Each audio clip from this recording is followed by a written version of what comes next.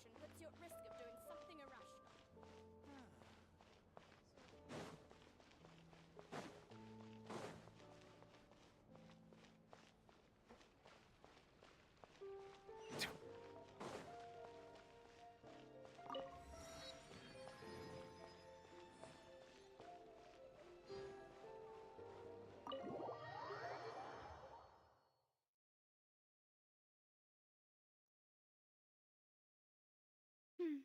I came here several times with my father when I was little, but stopped eating here as often after growing up.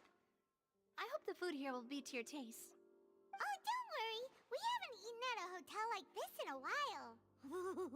Paimon's getting excited already. In that case, I'll go order for us first. Please wait here a moment.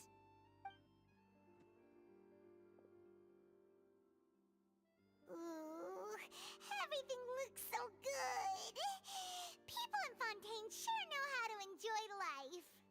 Why, of course. Go ahead, try whatever you like. If the food's good, I'll make a group reservation for the rest of Spina di Rosula next time. And if it's not? Well, then I'll still bring everyone. Albeit with only one dish per table. You, sure have your own way of doing things. Oh, we called this a farewell meal, but we could also treat it like a victory feast, right? We did just win that case after all. Oh, true. Very true.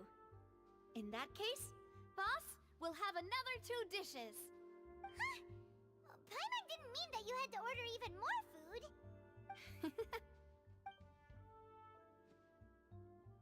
Speaking of cases, do you think that the mastermind behind the serial disappearances will get caught soon now that this has all happened? Well, we've certainly taken a big step forward, but I feel that's about it. We know that there's an organization that means to dissolve these young women, but we still don't know what they are really after.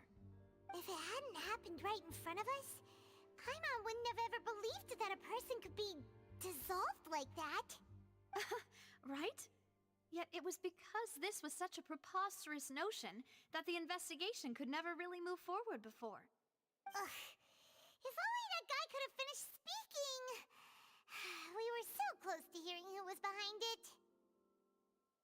In such investigations, even the smallest step can seem like a yawning chasm if the trail of clues is cut off. To be honest, I don't have high hopes for any follow-up that the authorities might conduct. It's not that I don't have faith in their ability, it's just that a different perspective is required in some matters. It's easy to guard against and deceive a single narrow perspective. A shift in thinking is required at such times in order to produce a breakthrough. Which is exactly why the Spina di Rosula exist. Those highfalutin folk are not all-knowing. That's why we exist. To seep into the cracks where filth falls through. Where their watch fails them. That's the kind of problems we solve. Seems Paimon thought things were simpler than they actually are. It's all right. Well, this was supposed to be a farewell meal, so I doubt you have further interest in this business, right? Let's talk about something else. Like, what are your future plans? That's true.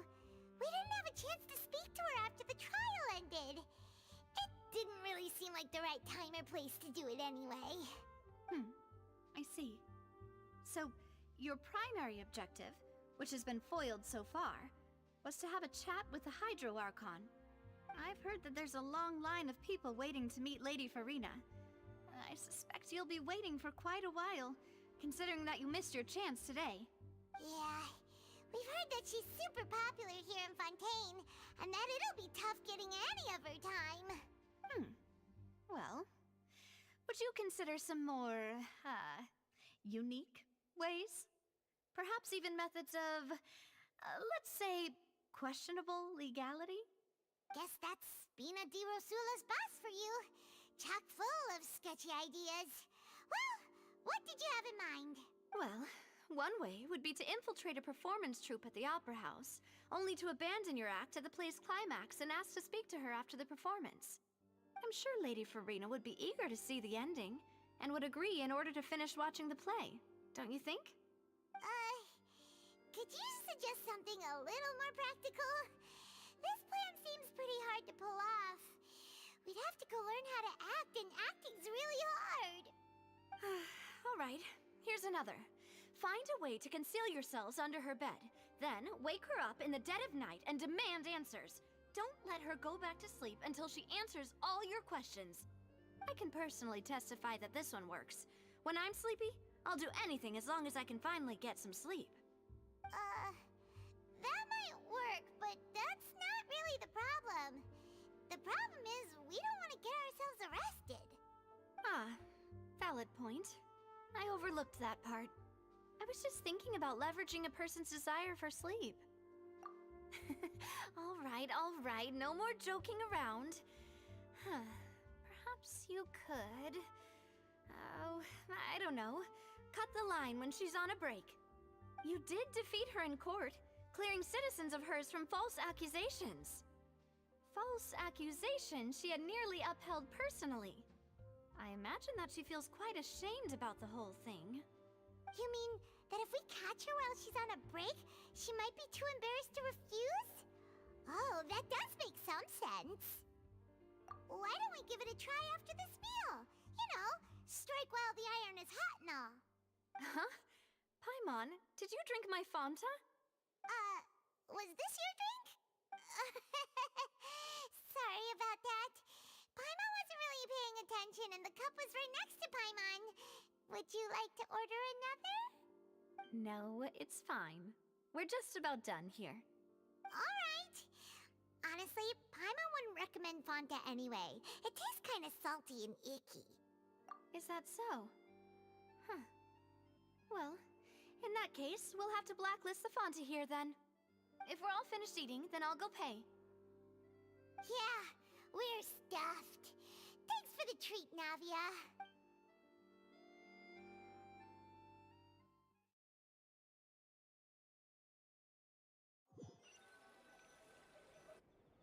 Oh, so full. Paimon can barely float anymore. Nah, that would be so... normal. You know, like you. Okay. As for expenses this month, we're left with... Hey, Navia! What are you doing over there? Oh, nothing. It was just a meal, you know?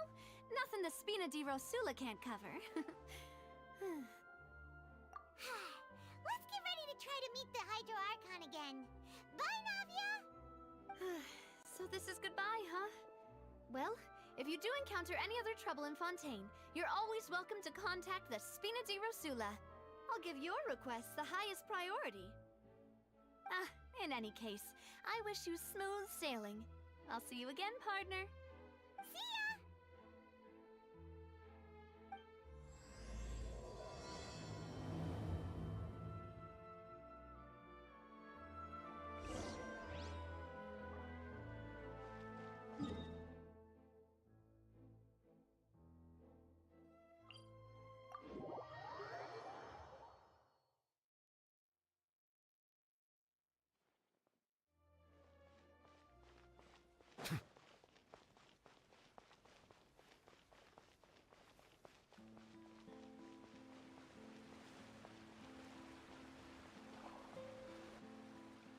Many people around anymore.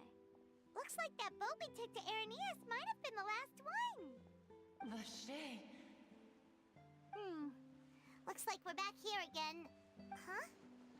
Traveler? Are you hearing voices again? Ugh. That's kind of spooky. Are you sure we don't want to come back in the morning? Vache. Hey, why are you still walking towards it?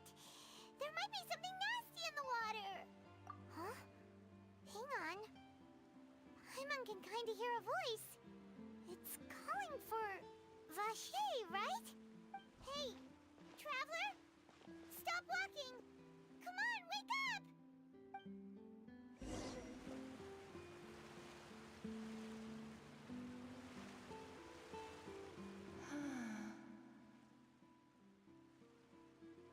Vache, are you... my dear Vache? No, wait. You seem to be someone else. Do you know Vache? Do you know where my love is? Wait. Who am I? I'm very sorry. I fear I do not know. My memories feel like they have been washed away like a flood. So many fragments dissolved amidst the tide, never to be recovered. How much have I lost? How many things that I once held dear while on land have I since forgotten? Yes, that is what I was once. But now, I am but the consciousness of one who is lost, therefore. I do not know how I came to be like this either. I only vaguely remember being covered in light blue water, and then all grew dim. I also remember going to many places. I loved adventure, loved exploring places of peril. No matter where I went, Vache would go with me. I knew how dearly he loved me, and I also loved him equally as much. But now, we can no longer go back. The pain of such parting. I never knew how heavy it could be. No, our reunion no longer has any meaning. There is no way for us to create any new memories. The thought of me gives him no succor. So let it lie forgotten beneath the waters. If you meet Vache, tell him not to look for me. Tell him to move on. That is the only thing I still remember. Perhaps that is so. As I was submerged in the waters, losing consciousness, I saw Vache above the surface. His eyes were filled with such sorrow, such longing. If only I could have comforted him, told him that I did not suffer. Indeed, I had felt a great warmth. Is that what you call it? Dissolving? If anything, I consider it a form of release. It was a state of neither fear nor frenzy, with only an endless peace, like the water's still surface. I could also liken it to being a thirsty person who drinks water for the first time, and only then sees how they have lived for so long in a world of endless want and anxiety. I think I hear your companion. It's time for you to go, I think. Farewell, then. I am glad that you were able to sense my presence. Remember, if you see Vache, tell him not to seek me out any longer.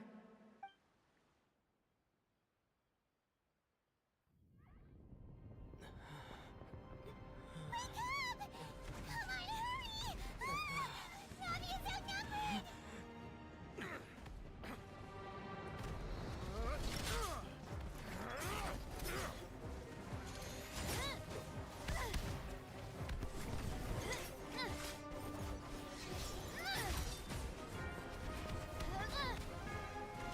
Demoiselle, look out!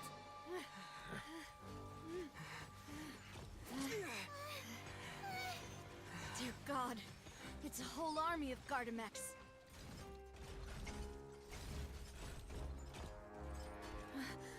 Chlorand?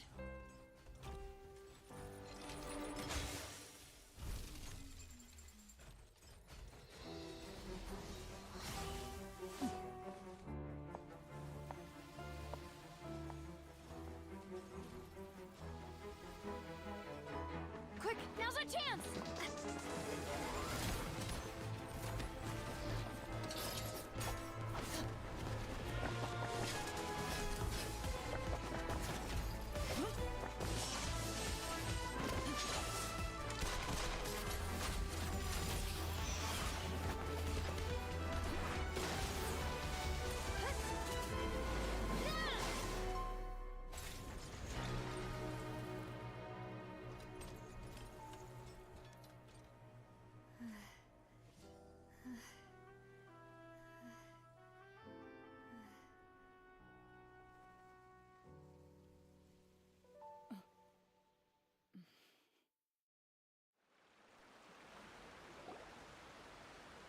should thank you for lending us your sword there, Clarand. But before I do so, could you explain how you managed to show up here? I followed you. It seemed to me that danger has followed you more closely as of late. I believe that following someone without their knowledge is actually called stalking, is it not?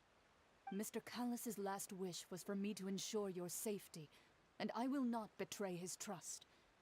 He would do the same, were he alive today.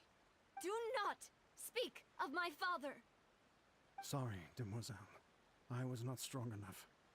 Thank you for your aid, Miss Clarand, but do keep an eye out for your manner of speech. I believe we all wish to avoid unnecessary emotional harm. Sorry, I did not consider your feelings. Whatever. What else do you know? How did you come to the conclusion that I'd be in grave danger? I doubt I know much more than you, but I believe that the mastermind behind the serial disappearances is very powerful. Your performance tonight will almost certainly attract their attention. I'm sure they've known about me. To be honest, I'm shocked it's taken them this long to act against me. And what about these Gardamex? I thought only those associated with a Maison Gardiennage could control them. None of these mecha have serial numbers. I was sure to check a moment ago. They are not the ones used by the authorities to enforce the law. I can only conclude that some powerful or wealthy party must have obtained them via illegal means, deploying them as a private force of sorts. What? Your point being that they're out of Spina di Rosula's league, then?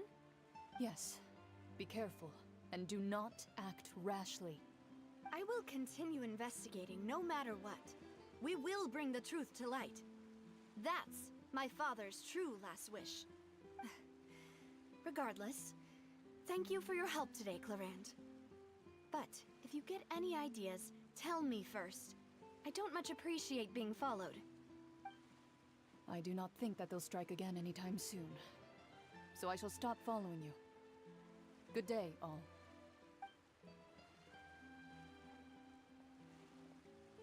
Right. I suppose that's the best news we've gotten today. Demoiselle, I believe that Miss Clarand was being sincere with you. If we tried, we could attempt to thaw relations a little. I know, she's... Oh, thank goodness! Paimon thought we were done for! Those Gardamex came out of nowhere while you were unconscious, and Nadia and her gang saved us! Oh, and there was that champion duelist named Clarand who came out to save us too! We got lucky there. Paimon probably couldn't have fought them off otherwise. Oh, come now. Forget all that polite talk. That wasn't really a farewell meal we had back there. Not for me, anyway. In truth, I hope that every meal we have together shall be a victory feast. As such, we're still partners. There's no need to thank me. It will take 50 years for me to match Demoiselle's magnanimity. If it were me, I would have joined the Spina di Rosula on account of her goodwill long ago. All right, you two. That's enough. Actually, Navia, how did you know that we were in danger? You sure did show up in the nick of time. Well, to be honest, you're the one who tipped us off, Paimon. Huh? Really? Paimon contributed somehow? Ooh, Paimon's even more amazing than she thought! Yes, all thanks to you grabbing my drink by mistake. How did that help? After we parted ways, I was on the way back to one of our bases when I suddenly thought of what you said. That the Fanta tasted kind of salty and icky.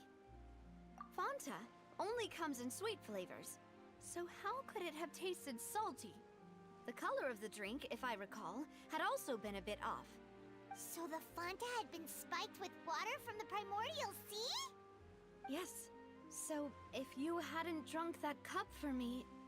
Spina di Rosula is preparing the grandest of awards for you as we speak for saving the boss. Huh? Really? I sent people to Hotel de Boer to investigate, but whoever did this left no trace at all. That's when I figured out that you might be in danger, and hurried here as quickly as I could.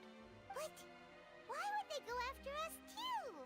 All we did was defend Linny in court and help clear his name. this mess too, aren't we? Well, you did foil a plan that they were probably pretty proud of, and almost got their name in the process. Speaking of which, did anything strange happen when you drank the primordial seawater? Well, it can't be a coincidence that the traveler fainted just now. He said that he heard that voice calling for Vache again. Oh, and this time Paimon heard it too, but it was real faint. Does this situation have to do with the primordial seawater then? Does that mean the primordial seawater raises someone's sensitivity to hydro when it's used on people who are not from Fontaine? That doesn't sound like too much of a bad thing, to be honest. New intel? While you were out cold? Well, let's hear it, shall we? Oh, that is important. Vache. That name doesn't ring a bell. I suppose he hasn't stepped forward as a witness in court lately. Since he saw that young woman dissolve, he was at least at the crime scene. But he never gave testimony or any information regarding people dissolving in the primordial seawater. Could he have been threatened? Yes, thank you. This is very important information indeed. We will continue to investigate. Oh, you mean you'll help us investigate? Well, you did say that our farewell meal didn't really count. That means we're still partners, right? And besides, we're in this now whether we like it or not. You're not gonna let those people who targeted us get off the hook so easily, are you, Traveler? Demoiselle, do try not to look quite so pleased. You are the face of Spina di Rosula, after all. You talk too much. Well, in that case, let's head back to one of our bases, shall we? I'll arrange accommodations for you. We also have some plans to go over, and hopefully we can deepen our bonds as partners. But we'll take that one step at a time, I guess. Don't worry, you two. With us around, our base is definitely secure.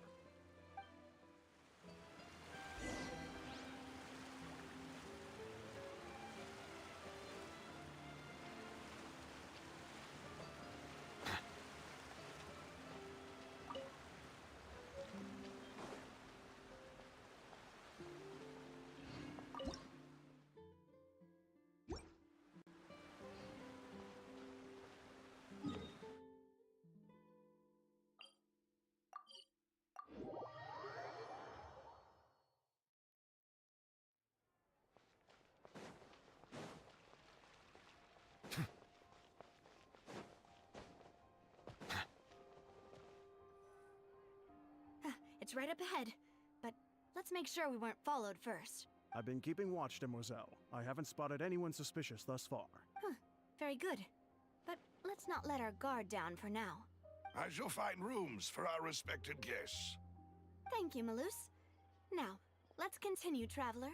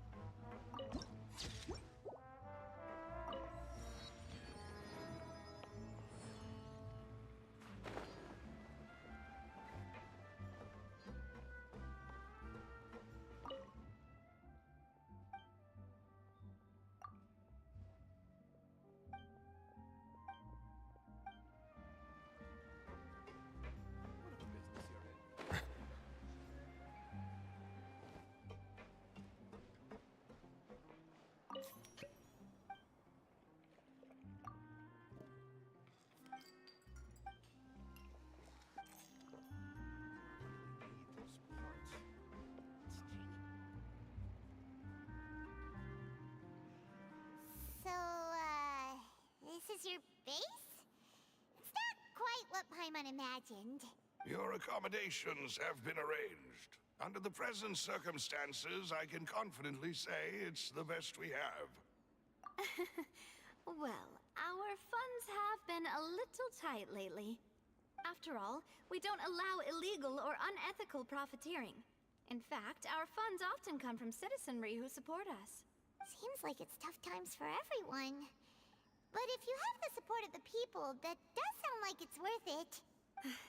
To be honest, our financial situation was a lot better back when my father was in charge a few years ago. I'm afraid I'm not quite his equal. Your father... He was the previous boss of Spina di Rosula, right? How did... Demoiselle, if you'll allow me to explain. No. I'll explain it myself. I suppose I couldn't run from this topic forever. And as partners, this is something I hope they can understand. My father's name is Callus. Yes, the same one they call Callus the Unfaithful in the streets. 3 years ago, he was accused of murdering his own friend. But he chose a duel to defend his honor instead of standing trial. He died in the duelist's ring. Oh no. But I do not believe my father was a murderer. I'm sure he was set up. At the time, I believed that if he only stood trial and was duly investigated, something amiss would crop up and prove his innocence. But strangely, he not only requested the duel himself, but rumor has it that even after being seriously injured, to the point where he could be deemed as having lost the duel, he refused to surrender, determined to die in the arena. 3 years later, I still don't understand why he did that. How could he protect his honor if he's dead? If anything, he gave up his chance to defend himself. The closest piece of info I have is that my father had been investigating the serial disappearances case at the time of his death. Ah, so that's why you're so determined to get to the bottom of that case. That's right. I've also tried to investigate the murder my father was implicated in, but I haven't found a single new clue in my countless reviews of the investigation records. However, I believe that if the murder case is related to those behind the disappearances, they must know something. I must know what really happened. Was my father coerced? Framed? Even if he really did kill his friend, I must get to the truth. If only he'd been more open with me when he was still alive. He even hid the fact that my mother died due to complications when giving birth to me. And now, here I am investigating his death. You really are a handful, aren't you, Papa? Demoiselle, please. If there is anything I can do, anything at all. I also will never believe that Master Callus murdered anyone. There are none whom I respect more than the two of you, Demoiselle. Master Callus did so much good in life, yet all it took was one murder case for him to be dubbed Callus the Unfaithful. Even our supporters decreased greatly due to that incident, hence our strained finances at present. Wait, if Callus was such a good man, wouldn't people at least be a little suspicious when he was accused? No. Perhaps people just revel in that kind of drama. It's not something exclusive to people from Fontaine, really.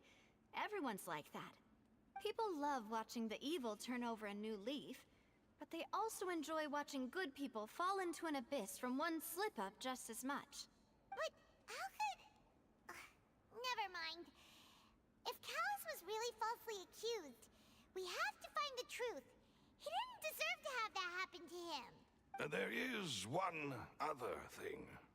Master Callus's opponent in the duel was Ms. Clorand. Oh, her? Well, then, isn't that as good as saying that she was the one who killed him? Yeah, that's not the sort of thing that you can just let go and move on from. Ms. Clorand has always placed great emphasis on the honorable nature of the duel. If her opponent doesn't yield, she will not stop either. She knew Master Callus beforehand and greatly respected him, but seeing how he was resolute in the arena, there was only ever one choice she could have made. It's not that I don't understand her at all, but I just can't deal with this yet. Don't worry, Navia. Paimon knows how you feel. You don't have to force yourself to do that. Afterward, Ms. Cloran told us that at the start of the duel, Master Callus requested that she ensure Demoiselle Navia's safety. Yes, that is our understanding as well. Oh, Papa. What madness drove you to ask the person who killed you to take care of me? All right, anyway, that's the information I wanted to share with you. Even if it did sound like I was just complaining towards the end. Thanks. You two should go and rest. This was quite a day after all. Yeah. Paimon's feet. Please, relax and get some sleep. We will ensure you rest soundly.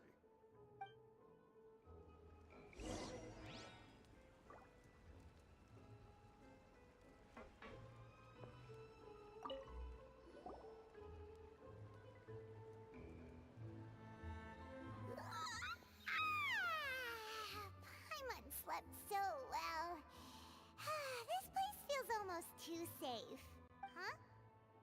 Navia? Where did the other two go? I sent them back to Poisson. It's Spina de Rosula's place of origin, and where we have our headquarters. There's not much for them to do here at the moment. Paimon gets the feeling that you're just trying to get them off your back. But never mind that. When did you get back? Were you waiting here the whole time? No, I just returned after going out for a while. I did some investigating yesterday regarding the name Vache. Wait, so you didn't sleep at all? How could I after having such critical new evidence appear? Guess Paimon wasn't speaking for everyone just now, huh? Unfortunately, this name seems to have been wiped from existence. It doesn't seem to have a match anywhere. I suspect that those behind this have already taken steps to hinder an investigation from this angle. But that does prove that this Vache person is a key witness in the incident. Does that mean we're too late, though? No. There is one ray of hope. One place in Fontaine that they would find almost impossible to threaten, no matter how much they wanted to. And that is the archives kept by Chief Justice Neuvillette. A place where detailed files on all the cases in recent years are kept. If the Ocean that you met is one of the young women who went missing recently, we should be able to find some related information there. So Neuvillette maintains an archive of case files? Whew. Guess that's the hard-working Chief Justice for you. In that case, let's go talk to him, shall we? Aren't you coming along, Navia? Did you get tired? No, it's nothing. Let's go see the Honorable Chief Justice.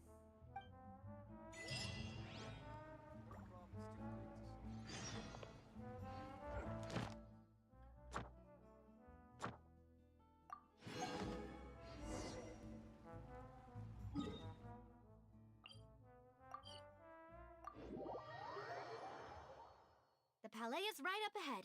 Come on.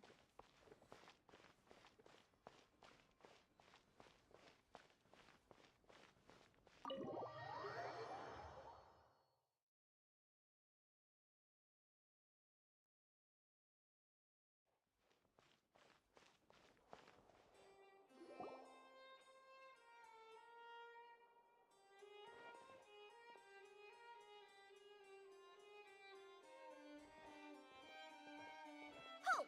Please state your business here. The Chief Justice is presently occupied with official matters. This place does look pretty heavily guarded. Guess that proves that Neuvillette's files are really secure. Hey, don't you recognize us? Huh? Who are you? Just to be clear, I don't care who you are or who you might be related to. Our rules make no exceptions. See? They've got great discipline, too. Yep. Paimon can tell. If you're here just to crack jokes, I can point you towards the exit. Unlike some, we're busy, so please leave if you don't have a reason to be here. No. What I meant to say is, shouldn't you remember us from a few days ago? We were at the trial of the great magician Linny. Oh, yes, I remember. I read about it in the Steambird. You must be Linny's attorneys. It's all coming back to me now. We're here today to report and archive some information on a follow-up case. Huh. Is that even a thing? Of course. Don't worry. We're here on official business. You can trust us. All right then, I'll let you through. The Chief Justice is just inside. Thanks so much.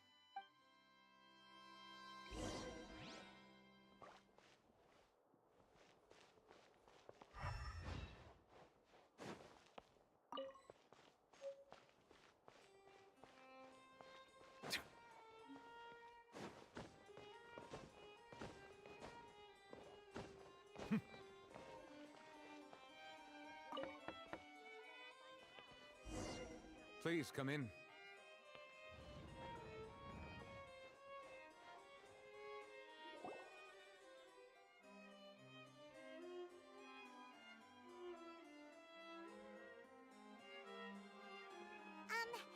Sorry to barge in, Monsieur Nervalet. We only lied to get in because we didn't know any other way. It's all right. Please let me know how I may be of assistance to you. So you're not mad at us? We're looking for a man called Vacher. He may have been an eyewitness in the serial disappearances case.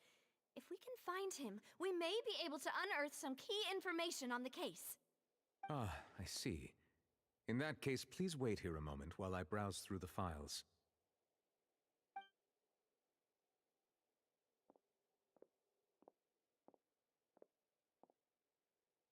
Who knew that Nervalet would be so easy to talk to?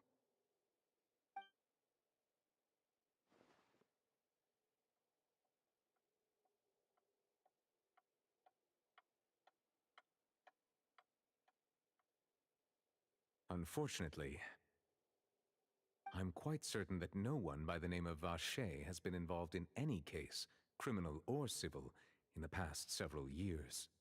There are no records of him either in the files or in my memory. Traveler, what if it was really just a dream? Is that so? All right then.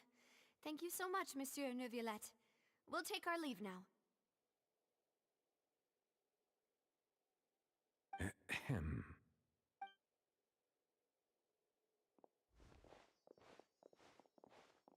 Miss Navia, I can understand how you feel. Your father, Callus, was a truly exceptional man. We deeply regret his passing. And what are you trying to say, Monsieur Neuvillette? Are you trying to console me? Extend your sympathy? Or just express some tendril of regret? No. You are not trying to do any of that. I can hear it in your voice. There's no emotion behind your words. You only said those things because you felt like you should. It's just like last time. After my father took his place in the duelist ring, I pushed through the guards to talk to you as a last resort. You even told me then that you thought there was something fishy with the case, yet you still allowed the duel to go ahead. In your eyes, the value of a human life is nothing compared to those cold laws you hold so dear. If you truly regret my father's death, then why didn't you call a stop to the duel? Why didn't you give me the power to stop him from throwing his life away? Why did you just let him die, despised and hated by all? Everything was hanging on a thread at that moment. Just the tiniest effort could have changed everything. There are still so many things I never got to tell him. So many questions he still owes me answers to. If you really have no heart, then just look me in the eyes. I, Navia, will show you the true meaning of regret. I'm sorry, Miss Navia. You and my father are truly alike. You keep all kinds of things in your heart and never say a word to anyone. It's not so much that you can't feel, but that you would never express anything. Oh well. In any case, everyone already knows full well the apathy of the Chief Justice. My apologies for taking my emotions out on you, Monsieur Chief Justice. Let's go, Traveler and Paimon.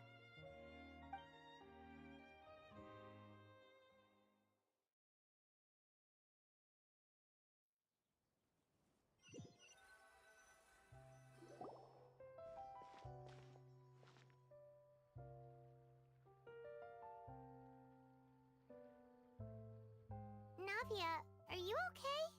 I'm fine. Rain. It's raining. You're right. Wasn't it still sunny when we went into the building? And there shouldn't be any active trials today. How strange. Now that I think of it, on the day my father was convicted of murder, it was also raining. What is it? Did you think of something? Yeah, he was outside. It was uncovered and the rain could fall there. Why? Do you think the rain could have affected the crime scene? That thought has occurred to us before. We've even expanded the search area to try to account for that, but didn't find anything of value. Oh? Wait. You don't mean... So you're saying that the true murderer could have been turned into water? And then got washed away with the rain? Yeah. And if that's what had happened, then no one would have believed your dad, even if he explained what he saw to the authorities. I really think I found a true genius for a partner. You're completely right. How did I not connect the dots earlier? All right, let's go to Poisson. With this new lead in mind, we'll get to the bottom of my father's case for sure. Yeah, we're gonna make progress for sure this time. Do you want to go with me now? Or do you want to head over by yourself later?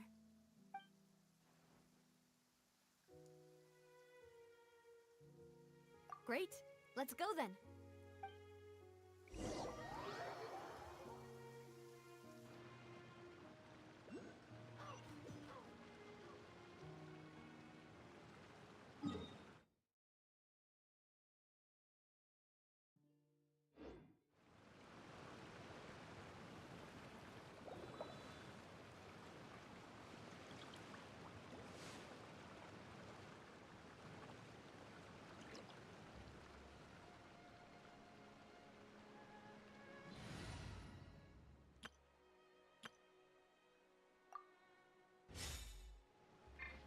The wind rises.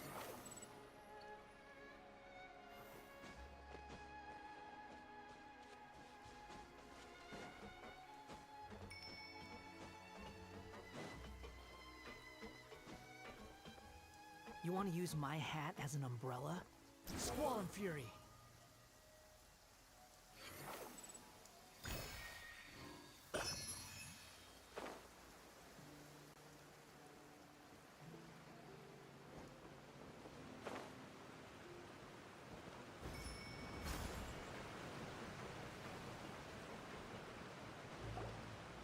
Whoa, what a huge ship! Why would a ship be anchored at a place like this? There's no need to be so surprised. While it may look like a ship, it's actually Spina di Rosula's headquarters. My father was the one who asked for it to be built like this. Perhaps our tastes in exterior design is the only thing we occasionally had in common. A gigantic and glamorous ship embodies discovery, opportunity, ambition, and conquest. It symbolizes Spina di Rosula's bright and limitless future. And Paimon thought you were bluffing when you said Spina di Rosula had a glorious past. Paimon was confused why a group with such a history would live in the sewers. But now that Paimon has seen this ship for herself, she's been convinced. Well, Poisson is where Spina di Rosula began, after all. It's our main base, our home.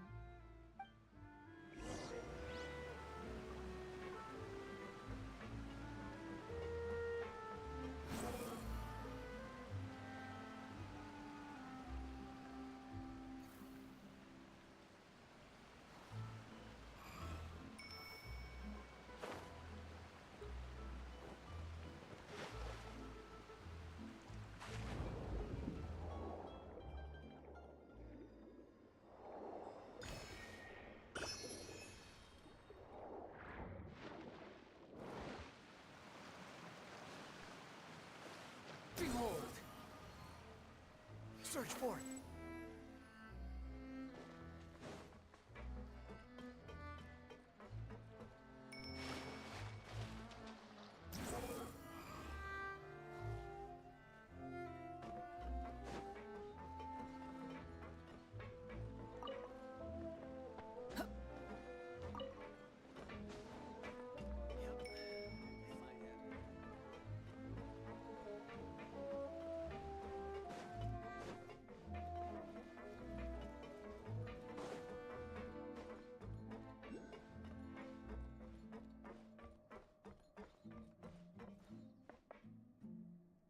The wind rises.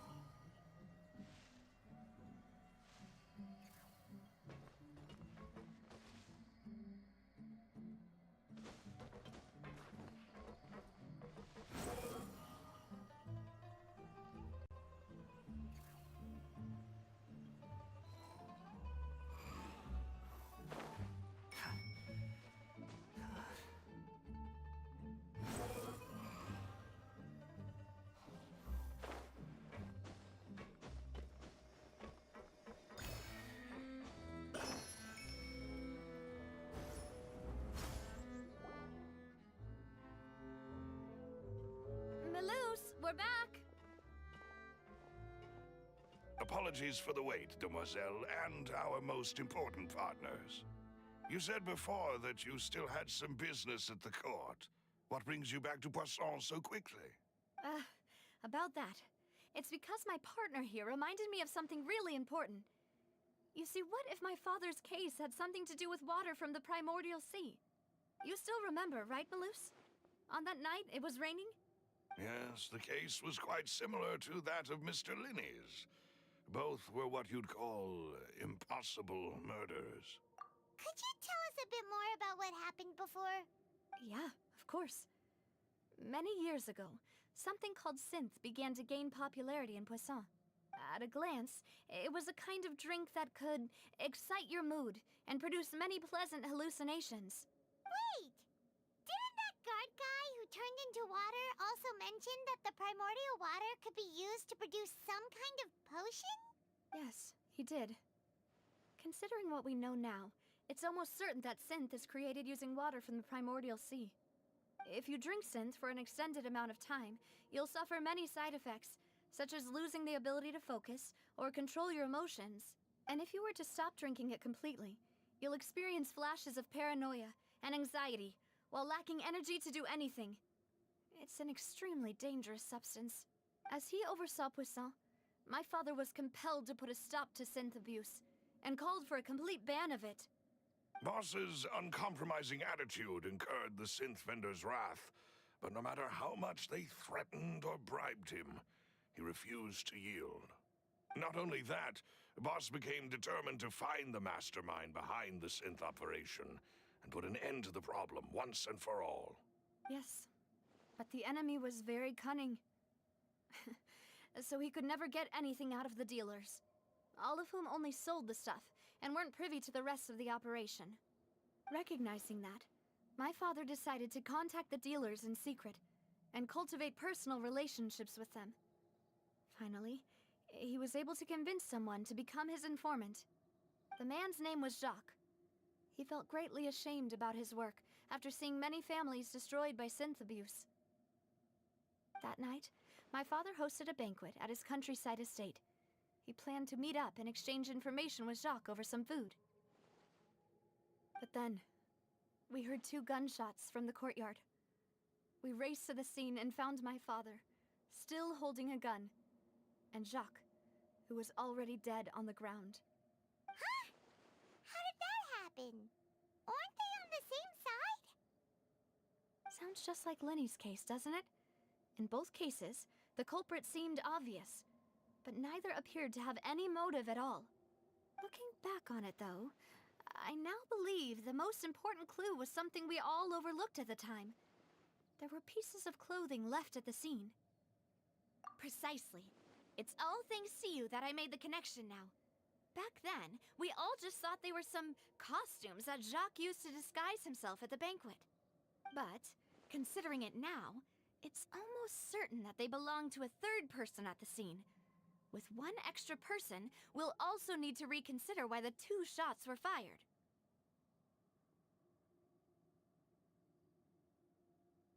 You're right. We still don't know what happened. But my intuition tells me that we're on the right track to figuring it all out. I'm finally headed towards the truth. Jacques was an empathetic man who was infinitely remorseful for his past actions. It's unlikely that he turned on Boss with 0 warning. I think this 3rd person is probably the key to the full truth. On that note, however, even though this will not please you, demoiselle, as your and your father's butler, I must still offer a word of warning. Our opponent is insidious and cruel. They are extremely difficult to deal with, and Boss has already lost his life trying to bring them to justice. Even though Spina de Rosula has lost most of its former glory, Poisson has welcomed a new time of peace, and we have been allowed to live out our lives. There is no need to follow your father's path. It would be both wise and in line with Boss's wishes to step back and give up on the case. If that's indeed what he wished for, then he should have told me that himself. Was I not the closest person to him? And yet, I was the one most kept in the dark. What was the point of him dying without sharing any of the secrets he knew? Did he manage to protect anything in the end? Synth is still here. Callus the Unfaithful is still his epithet. And Spina di Rosula is barely getting by. Nothing has changed. Did he think I'd just accept his meaningless death and live out my life just as meaninglessly? I've never accepted that. Ever. Not since that day, and certainly not now. I want to find out the real answer for everyone's sake. For the missing girls, for the victims, and for myself. Navia. This is indeed the best moment to act. Your partner appears to be quite reliable, and more importantly, demoiselle, I think you're also ready to take this on. So you do know something else, Malus? Yes, I do. In fact, even before that banquet, Boss already knew of the connection between Synth and the serial disappearances case. But what drove all the tensions to the boiling point was the revelation that you, demoiselle, had been selected as the next target to disappear. What? Boss also didn't tell you that he had been diagnosed with a rare illness. The doctors told him that he had no more than 5 years left to live. And the serial disappearances case caused him great anxiety. 5 years was nowhere near enough time to resolve this long-standing conflict. But once he passed away, all the danger would pass on to you. Knowing all of this, he decided to use one final intimidation tactic before his death. He claimed to have already gotten his hands on some key incriminating evidence for the other side, and even told some members of Spina de Rosula about the details. But as long as you remained safe, he would not share the evidence with the public. If something were to happen to you, then he and all those he told would immediately expose all they knew about Synth and the disappeared victims. Right, so nobody would be able to get off scot-free. As we've seen, Boss's tactic has worked. Even though Boss has been gone for a long time, the other side has not tried to take Demoiselle's life. No, I don't believe it. He never appeared to look sick to me. No father wants their daughter to see them weak and haggard, especially someone as proud as Boss. To him, dying in a duel and suffering lasting dishonor as the unfaithful were still far preferable than losing face in front of his daughter. So he chose to die in silence, so that he could protect me.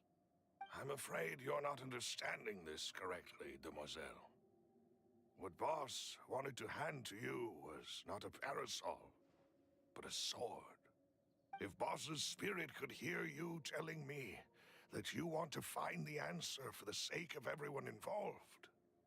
I'm sure he'd be extremely proud. That fool. Couldn't he have just given it to me straight? No. He might have set up everything precisely because he never thought I'd be able to understand him. Is that the amount of confidence he had in me? And what if I was never able to make it to where I am now? Yeah. I suppose that's true. With the way he'd set things up, if I had wanted, I could have just lived out my life without a care in the world. But thankfully, he rarely talked to me about complex matters, and thus understood little of me as a person. In this case, he really didn't need to give me an easy way out. Huh. Malus, what was the key evidence that he shared with you? It's the location where synth is produced. Essentially, it's the enemy's headquarters. When he was threatening the enemy, Boss didn't share the specifics of the incriminating evidence he found. But if you want to use it against the enemy, you'll still have to take several things into consideration. Why? If we know where the place is, can't we just go storming in? You mustn't forget that we're fighting against a mysterious and dangerous organization that's been in operation for decades. There's no telling what might be lying in wait at their headquarters. We also have no idea what kind of evidence we may be able to find inside, nor what people we may be able to capture. But a single visit to their headquarters would be tantamount to a formal declaration of war. The worst case would be that we leave empty-handed, but also open ourselves up to full retaliation. Then, in that case, why not work with the Fontaine authorities? Well, you saw one of them dissolve during Mr. Linney's case. We have no idea just how thoroughly they may have been infiltrated. Huh. That's true. Seems my father really had no choice. But things are different now. It should be a lot easier to prove the other side's guilt, now that we've connected Synth with the disappearances case. You sound like you've put a lot of thought into this, Malus. I am the butler, after all. I live but to serve the boss and Demoiselle's will. I've always been willing to take on any kind of risk for your sake. But considering my relative lack of ability, I've spent my time keeping secrets, performing basic investigations, and waiting for the right time to come. Thank you for all of that, Malus.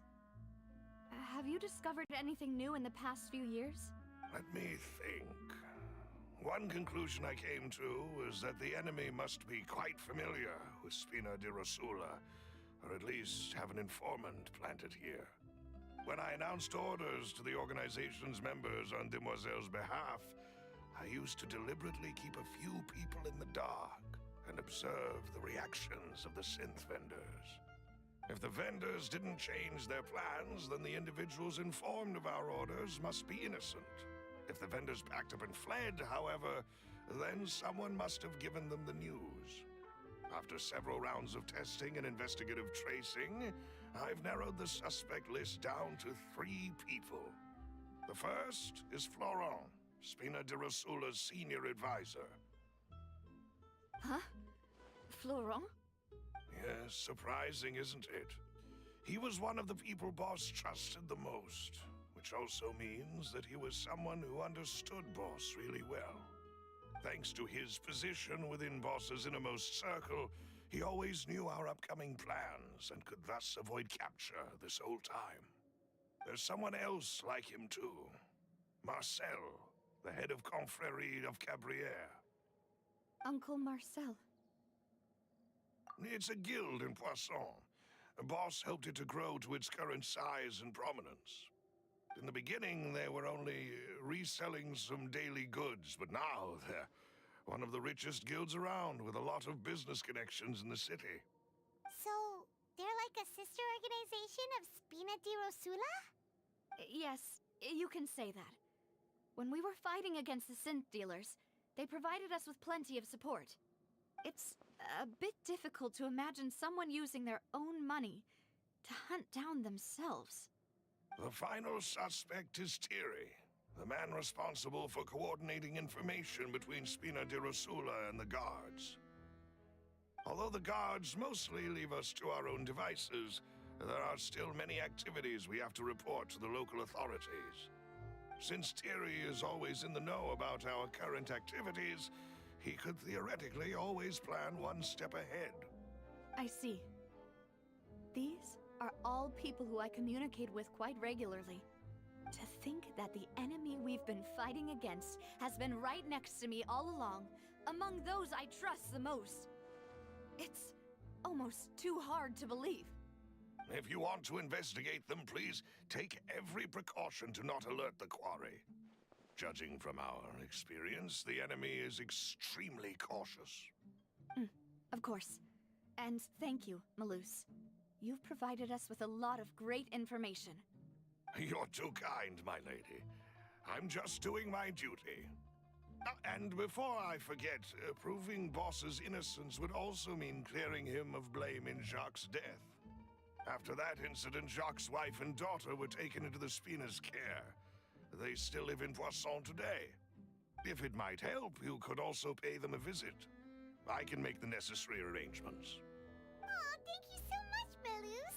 You really are the best. A new case awaits, my dear partner.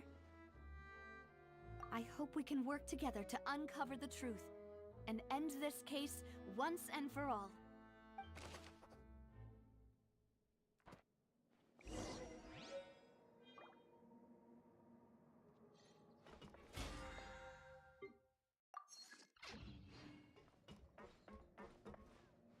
Behold!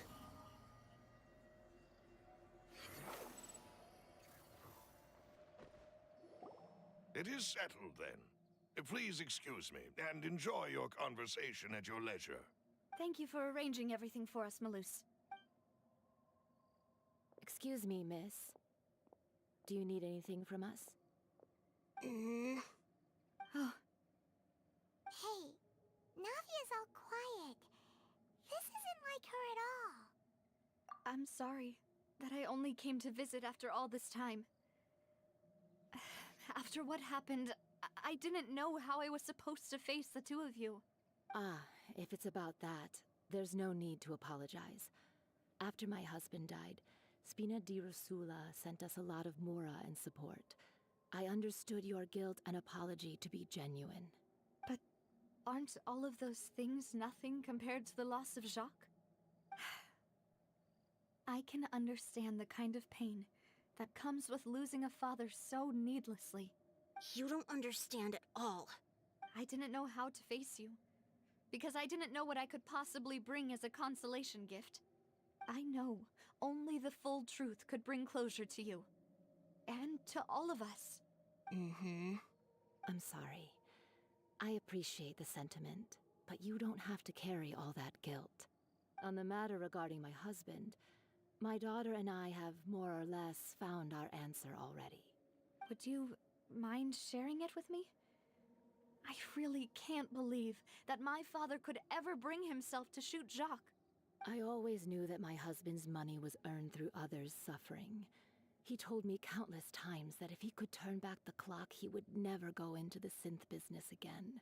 He had many regrets, and felt that he took the idea of providing for his family too literally.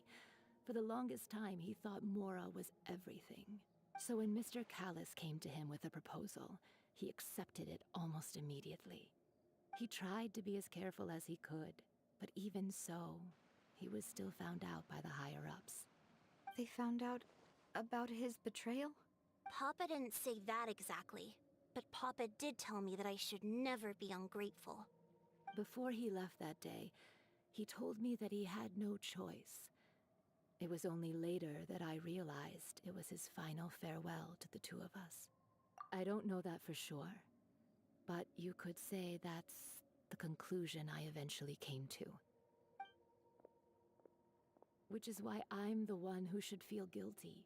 Callis had always taken great care of us, both when he was still alive and after he passed away.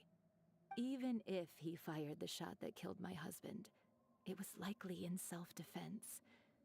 It is impossible for me to hate him for what he had done. But Mama, why is Papa still the bad guy if he did the right thing?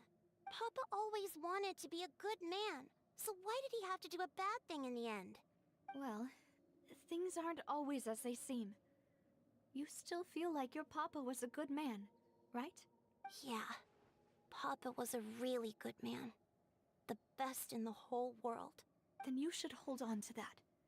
If a good man had to do a bad thing, then he must have had his reasons.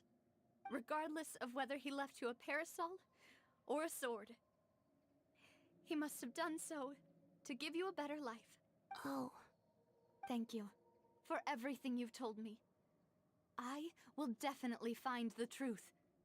The current state of things is not something I'm willing to just sit back and accept. Thank you. I'm very grateful to hear this from you. Even though your personality is quite different from your father's, your determination when you speak is really similar. You really think so? That's the first time anyone said that to me.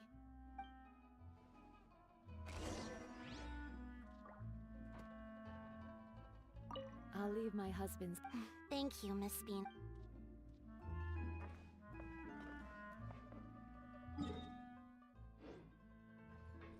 Are you okay, Navia? I'm fine. Don't worry. Let's investigate the 3 suspects next. Florent should be nearby, and we should be able to find Thierry and Uncle Marcel in the city. I'll get myself together on the way. Greetings, boss. How may I be of assistance today? I'm sure you've heard about what happened at the Opera House? Someone got turned into water right in front of us. Yeah, I've heard. With something that dramatic, I'm sure journalists will milk it for all it's worth. And it'll be all the talk for the next several weeks. It also reminded me, on the day that the incident happened with my father, it was raining outside, and we found some clothes left at the scene. After my partner here put the dots together for me, I feel like we should try to reopen his case. Can you do me a favor and try to recall what happened that night? Let me think. Mr. Callus was feeling pretty upbeat that day. So he was drinking and bantering away with us at the table. After that, he told us that he wanted to go get some fresh air. So we let him go without thinking much of it. Who knew that we would hear 2 gunshots ring out right after? My first reaction was that Mr. Callus's life was in danger. So I grabbed my holster and made a mad dash toward the scene. But when I got there, it was already too late. Mr. Callus was standing over a dead body with a gun in his hands. All we could do was look back and forth at each other, not knowing what to say. So you also remember 2 gunshots then? Indeed.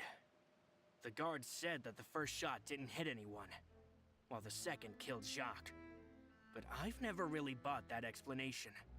Reason being, Mr. Callus had left his gun on the table. I even made sure to confirm that before running to the scene. But according to the guards, that doesn't mean he couldn't have had other guns on his person.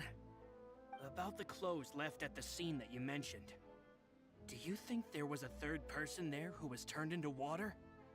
At least from our perspective, my father had no reason to kill. So he would also have no reason to bring an extra gun with him. The gun he was holding probably belonged to Jacques, or a 3rd person on the scene. Yeah, that makes a lot of sense.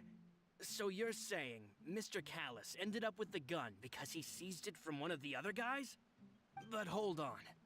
If that's what had happened, then why didn't he share the truth with any of us? He didn't even want to face the Oratrice machine, and chose instead to prove his honor in a duel. Did he lose all faith in the courts after seeing someone dissolve right in front of his eyes? About that, Malus told me a thing or 2. So, I think I can understand why he committed to the duel. I'll tell you everything once the whole truth has been revealed. I understand. Then, I'll leave Mr. Callus's honor in your hands, boss. And if I may just say one more thing. The whole Callus the Unfaithful epithet has been a thorn in my side since the day it was invented. Many people have laughed at me for still calling him Mr. Callus, even after so many years have passed. But it was Mr. Callus's trust that allowed me to rise through the ranks of Spina di Rosula and live the life I lead today, no matter what others might say. He'll always be the man I respect the most, and he'll always be my boss. Don't worry. I will definitely find the truth. You and all our other comrades at the Spina deserve to know the truth as well.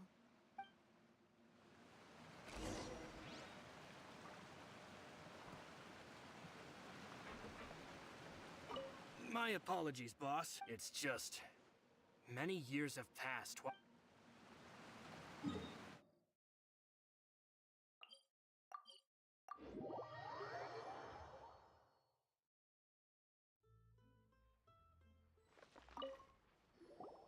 Hey, Thierry! It's me!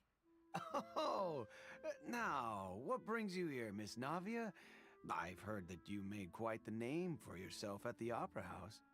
Oh, so you've got news of that already. Oh, okay. Hey, I'm also a member of the Guards, you know.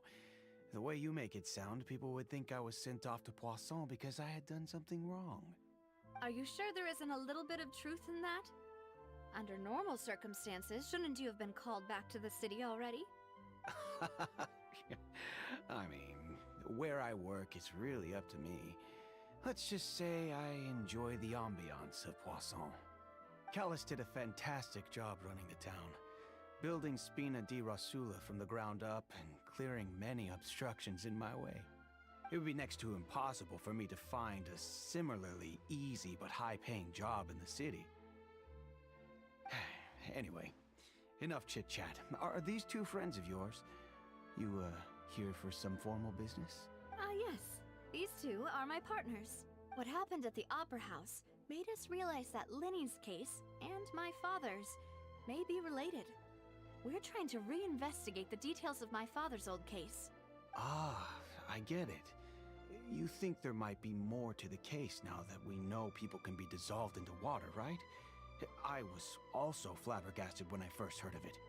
If you want to go through the original files from your father's case, I can help you look for them. That'd be much appreciated. Thank you. Actually, I have another question. Do you have the authority to dispatch Gardamex? Of course. Without them, I couldn't possibly handle Poisson on my own. Why do you ask? We definitely can't use them to forcefully get more evidence for your father's case. Well, you see, just recently, we were attacked by a horde of unnumbered Gardamex in the city. So, if you hypothetically wanted to do something against me, all you would need to do is get rid of the mecha serial numbers and send them after me. Then you think too highly of my abilities. Dispatching mecha is very different from controlling them.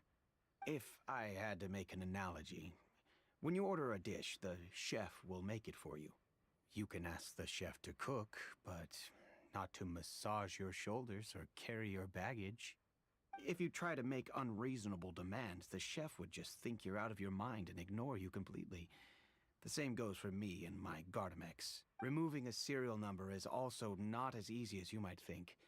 There are a lot of complex steps to it, and it's almost impossible to keep it a secret. So I can promise you, those mecha were definitely private units. They're certainly not cheap. So, whoever their owner is must be super rich, powerful, or both. Now that you mention it, though, being in the synth business would definitely be profitable enough to afford this. Oh, then you're officially in the clear, Thierry. Oh, well, thank you for the vote of confidence, Navia. Jokes aside, I'd like to wish you all the best with your investigation. I'll be staying in the city for a little while, so just come find me if you need any support from the guards.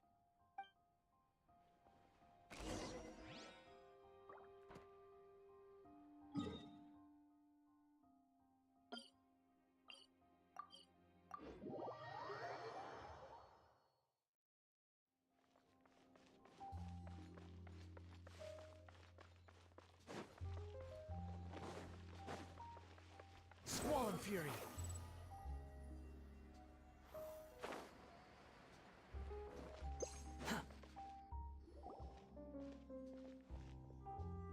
Hello. How may I help you? I'm here to see Marcel. Could you please let him know? You can just say Navia's looking for him. Sure. I will let him know right away.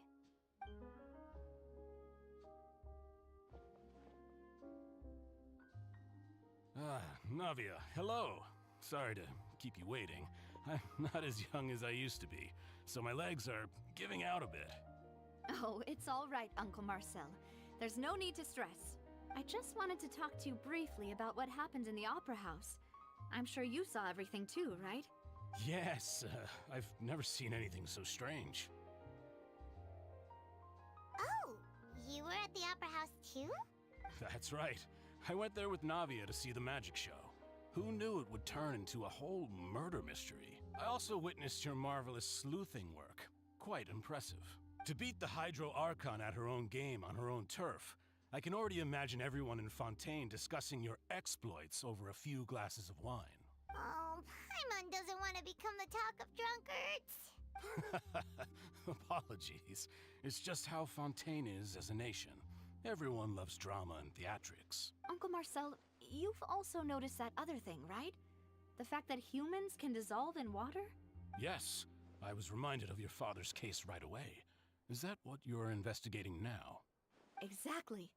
I still don't have much solid proof, but I can sense that the other side has already begun to act. Oh, and what makes you say that? We were attacked on Araneus by some unnumbered Gardamex. And there was also an attempt to get me to drink water from the primordial sea. If not for the vigilance of my partner, I probably wouldn't even be here talking to you right now. Oh, you're giving us too much credit. Wasn't it you who protected us?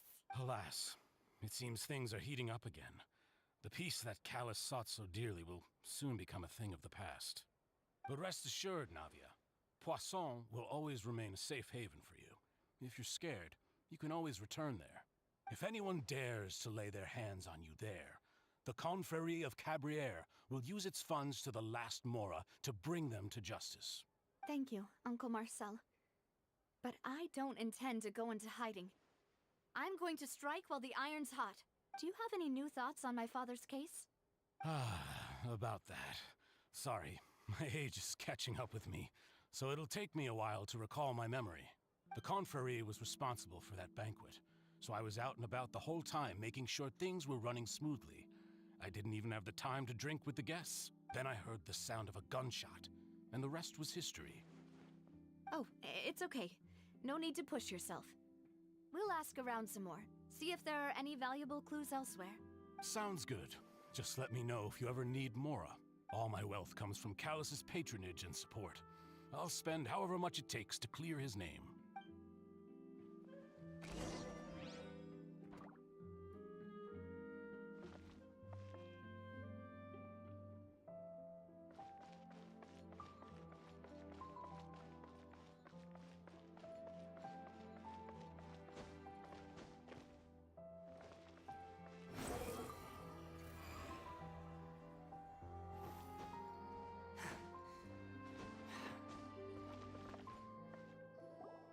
We've talked to all three suspects, purely based on their conversations with me. None of them sounded particularly suspicious. I suppose that's to be expected, though. If a single conversation's all that's needed to find them out, then my father wouldn't have needed to investigate the case for so many years. Anyway, even though we didn't make a breakthrough, let's still compile what we were able to find. But where should we start? Ah, you're right!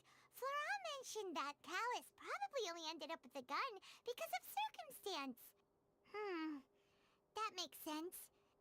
According to Jacques' family members, he already told them that he had been discovered, and that he had no choice before he left home that day. If I had to guess, he probably received an order from the synth boss to kill my father. Had he refused, he and his family's lives would have been forfeit. So, Jacques fired the first shot? Oh? And why is that?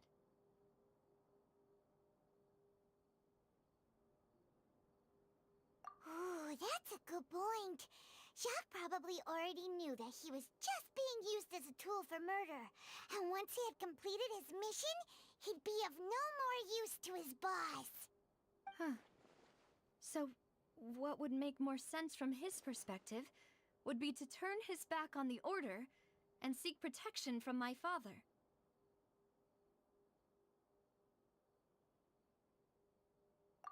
Makes sense.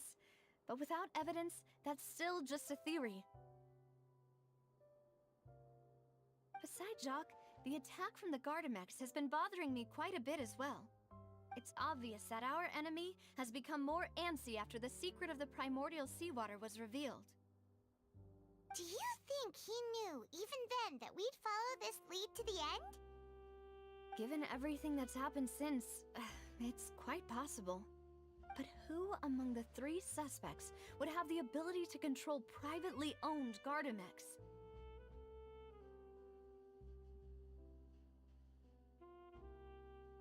Uncle Marcel? My father did really trust him. And they worked together on a large number of projects. Maybe that's how he got to know Jacques. And with funds from the Confrérie, he could also afford a large number of Gardamex. It's still really hard for me to imagine, though. After all, Uncle Marcel has been around since I was just a child. Also, wouldn't this mean he has been spending a whole lot of mora and energy to fight his own synth business? Thierry, you say? Huh. It is possible that he's figured out a way to convert the Gardamex for personal use.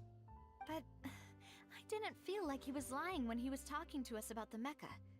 I also don't think he'd be able to keep that kind of tampering under wraps.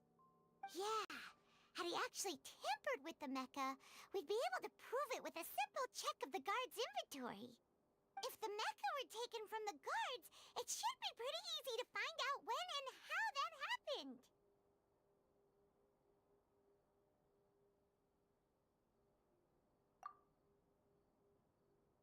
Florent?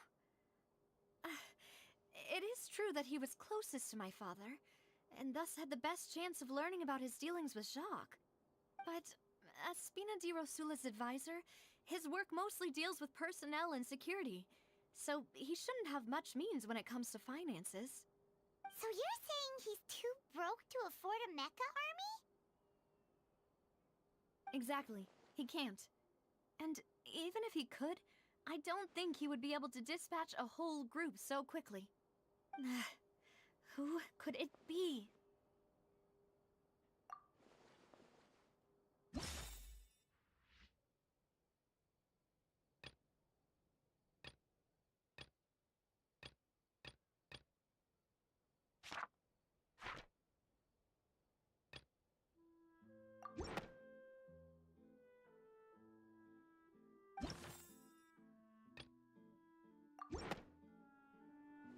You know, if you think everything through, Uncle Marcel is indeed the most suspicious of them all. Could we be missing other suspects? Malus didn't know about the people turning into water thing when he narrowed it down to these 3, did he? Malus has always been very reliable, and his judgment of others' trustworthiness has been fair and well considered. When he laid out his case for the 3, the rationale he gave me made a lot of sense as well. The suspect is knowledgeable about the Spina's internal affairs, has the means to dispatch Mecha to assassinate us, and possesses significant intellect and foresight. Even if I don't want to believe it, I'm starting to see how things could all tie back to Uncle Marcel.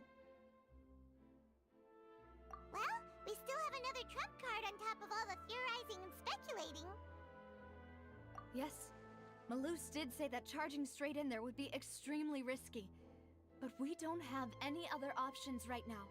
We need far more solid proof before we can hope to go charging in on our enemy.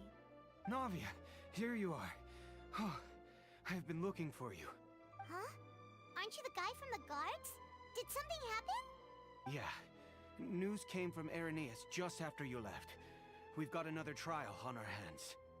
Wasn't that place built specifically for holding trials? What's so newsworthy about this one? I know. but they said the person they're putting on trial is a Fatui harbinger called Tartaglia. What? Is that someone you know? Yeah, we know him. Maybe even a little too well. Well, he's been accused of being the true culprit behind the serial disappearances case. It's absurd, don't you think? Wait, how? None of our investigations have had anything to do with him. That's what I thought was strange about it, so I came to tell you the news right away. If the charge against him stands, then it'll be next to impossible to get the guards to support any of our planned investigations. Right. Because they'll think they've already found the culprit. Yeah. And it'll be a lot harder then to clear Mr. Callus's name. I understand. Well, partner, what do you think we should do? Huh? Split up? What do you mean?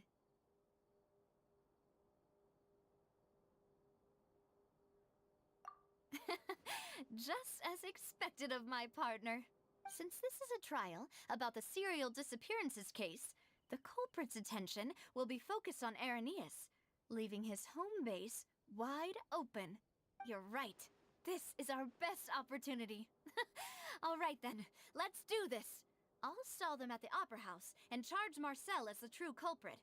I won't have any chance of making that charge stick, though, unless we find more evidence. It'll be up to you to make it back in time and hand the decisive evidence to me.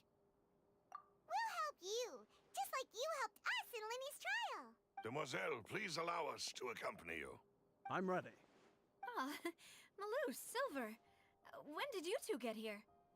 We heard that you'll be leaving Poisson and figured that you might require our assistance. It's our hope that your confidence will be bolstered with the two of us by your side. Thank you so much. Then, let's make haste for Arrhenius. Paimon, Traveler, I'll see you at the Opera House. See you then!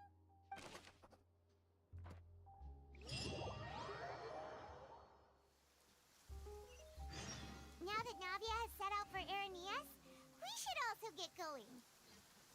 The location has already been marked on the map, so let's head over.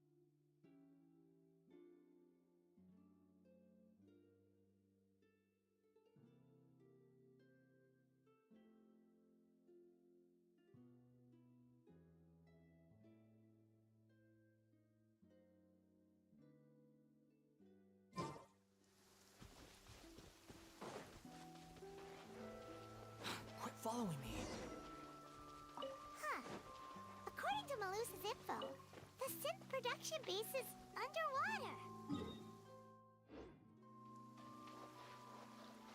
Let's go and try to find the entrance.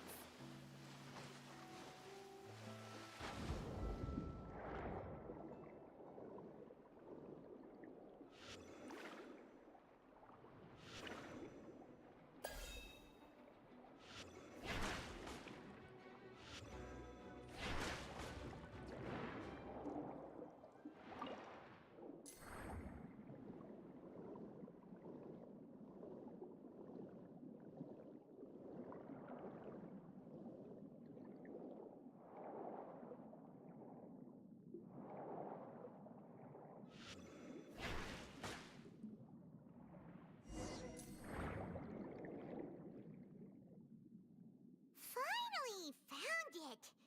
Huh. So this is the entrance that leads to the synth production base. It sure doesn't seem out of the ordinary at all. Ah, you're right. An important place like this is bound to have a ton of protective measures and mechanisms. Navia's probably arguing up a storm right now to stall for us.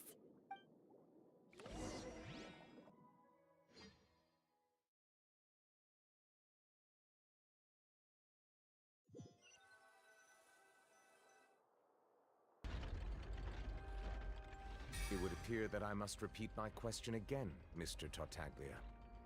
Do you accept the charge that you are the true culprit behind the serial disappearances case? To be perfectly honest, I don't understand your country's complicated court system, or the reason why I'm being charged with something I've never even heard of. However, I did hear that people who have been charged can choose to participate in a duel to clear their name. Is that right? In which case, as long as I accept the charge, I can have an all-out fight with that champion duelist Clorend, right?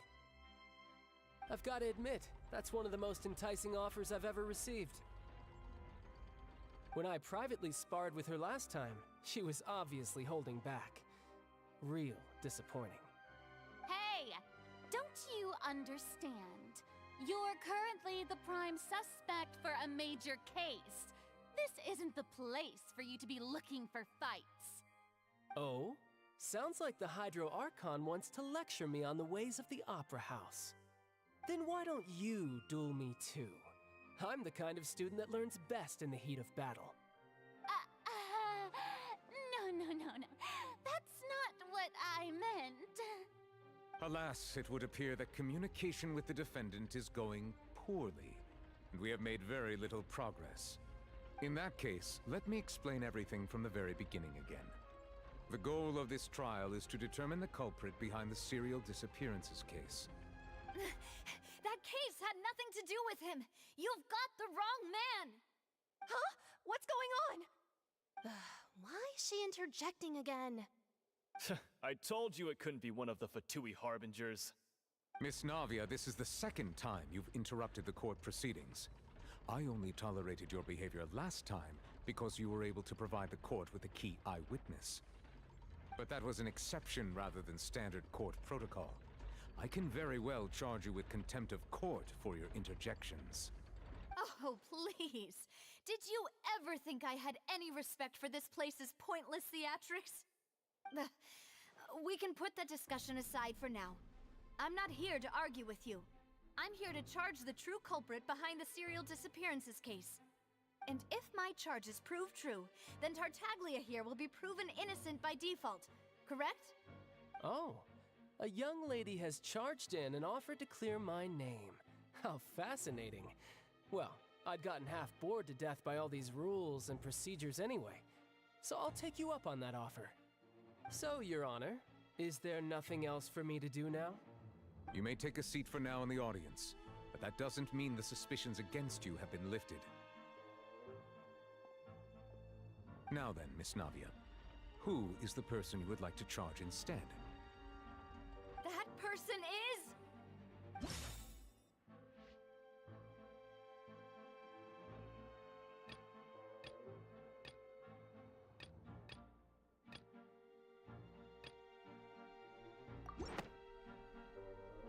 Marcel, the head of Confrérie of Cabrières! Huh? What confrérie? Never heard of them in my life. I've heard of them, but weren't they Spina di Rosula's sister organization? Oh, is this going to be a friends to enemies type situation? Please let me remind you, Miss Navia, that charging someone is an incredibly serious matter. Committing to the charge also means taking on the legal responsibilities associated with it. And if the charge fails, depending on the circumstances, you may also be charged with the crime of making a false accusation. Knowing this, do you still wish to charge this man? Yes, I do. In that case, I declare the charge to be valid. Miss Navia and attorneys, please take your places on the court. Members of the guards, please contact Mr. Marcel right away so that he may stand trial.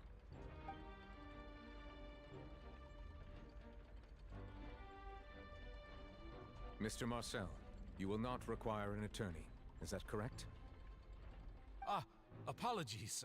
It all just happened so quickly. I still haven't figured out what's going on. I think an attorney won't be necessary. This is probably just a misunderstanding between me and Navia. Very well. In that case, since both sides have now arrived, Miss Navia, please present your charges. I would like to take everyone back to 3 years ago, to the case of Callus the Unfaithful. Only through elucidating what really happened in that case can we connect all the dots for the serial disappearances case. Navia, do you really think that I was the one who killed your father? Come on, why would I do that? Callus was my benefactor, and remember both you and I only ran to the scene when we heard the sound of a gun. If that's enough to make me a suspect, wouldn't that make everyone at that banquet a suspect as well? I think there's no point in getting into the specifics right now. The audience doesn't even have the big picture yet. Even I'm struggling to remember some details of that case. Exactly correct, Your Honor. I must refresh everyone's memory about that case before I can explain my charge and reasoning. I see. In which case, I will recount the findings about that case as originally recorded by Maison Gardiennage.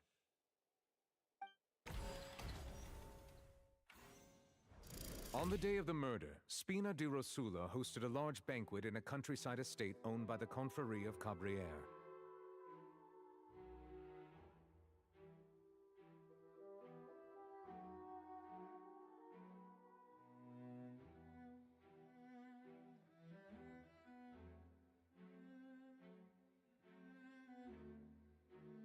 During the banquet, all attending guests heard 2 gunshots from the courtyard.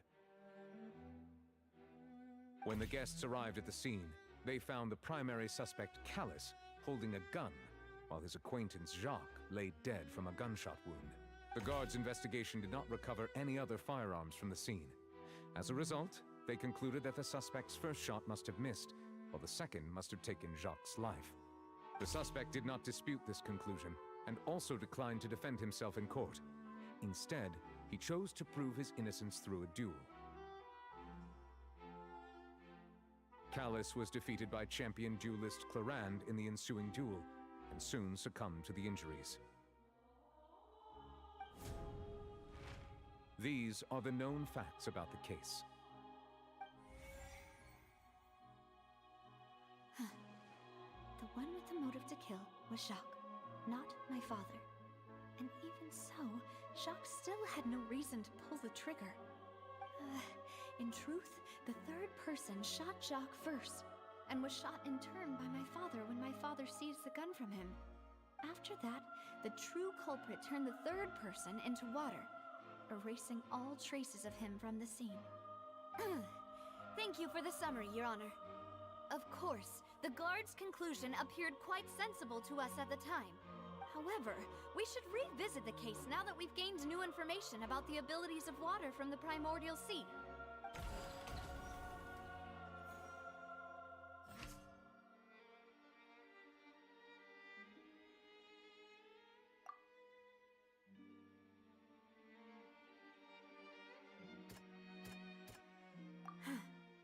Something's not right.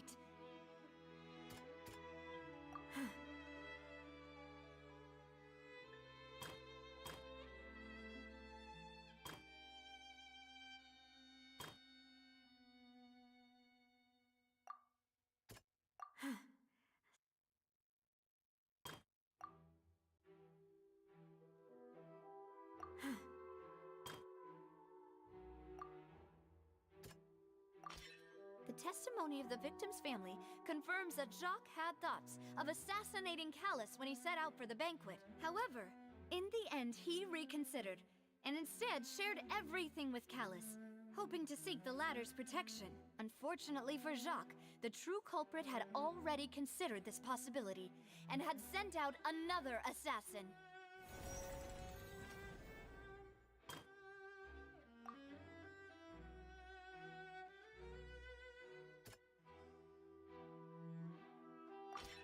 This assassin first shot Jacques, then turned to shoot Callus, only for Callus to wrestle the gun from him and kill him instead.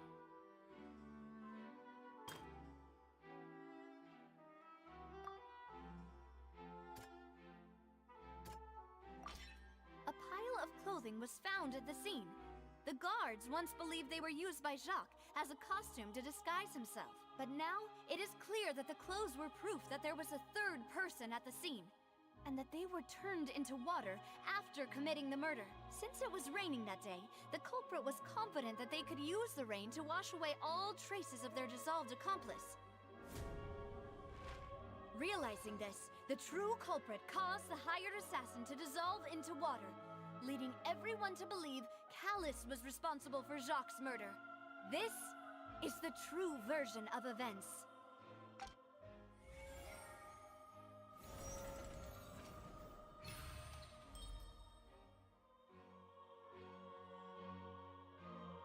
So that's what happened. Wait, you're telling me something as dangerous as water from the primordial sea has been used for all these years? What a great theory.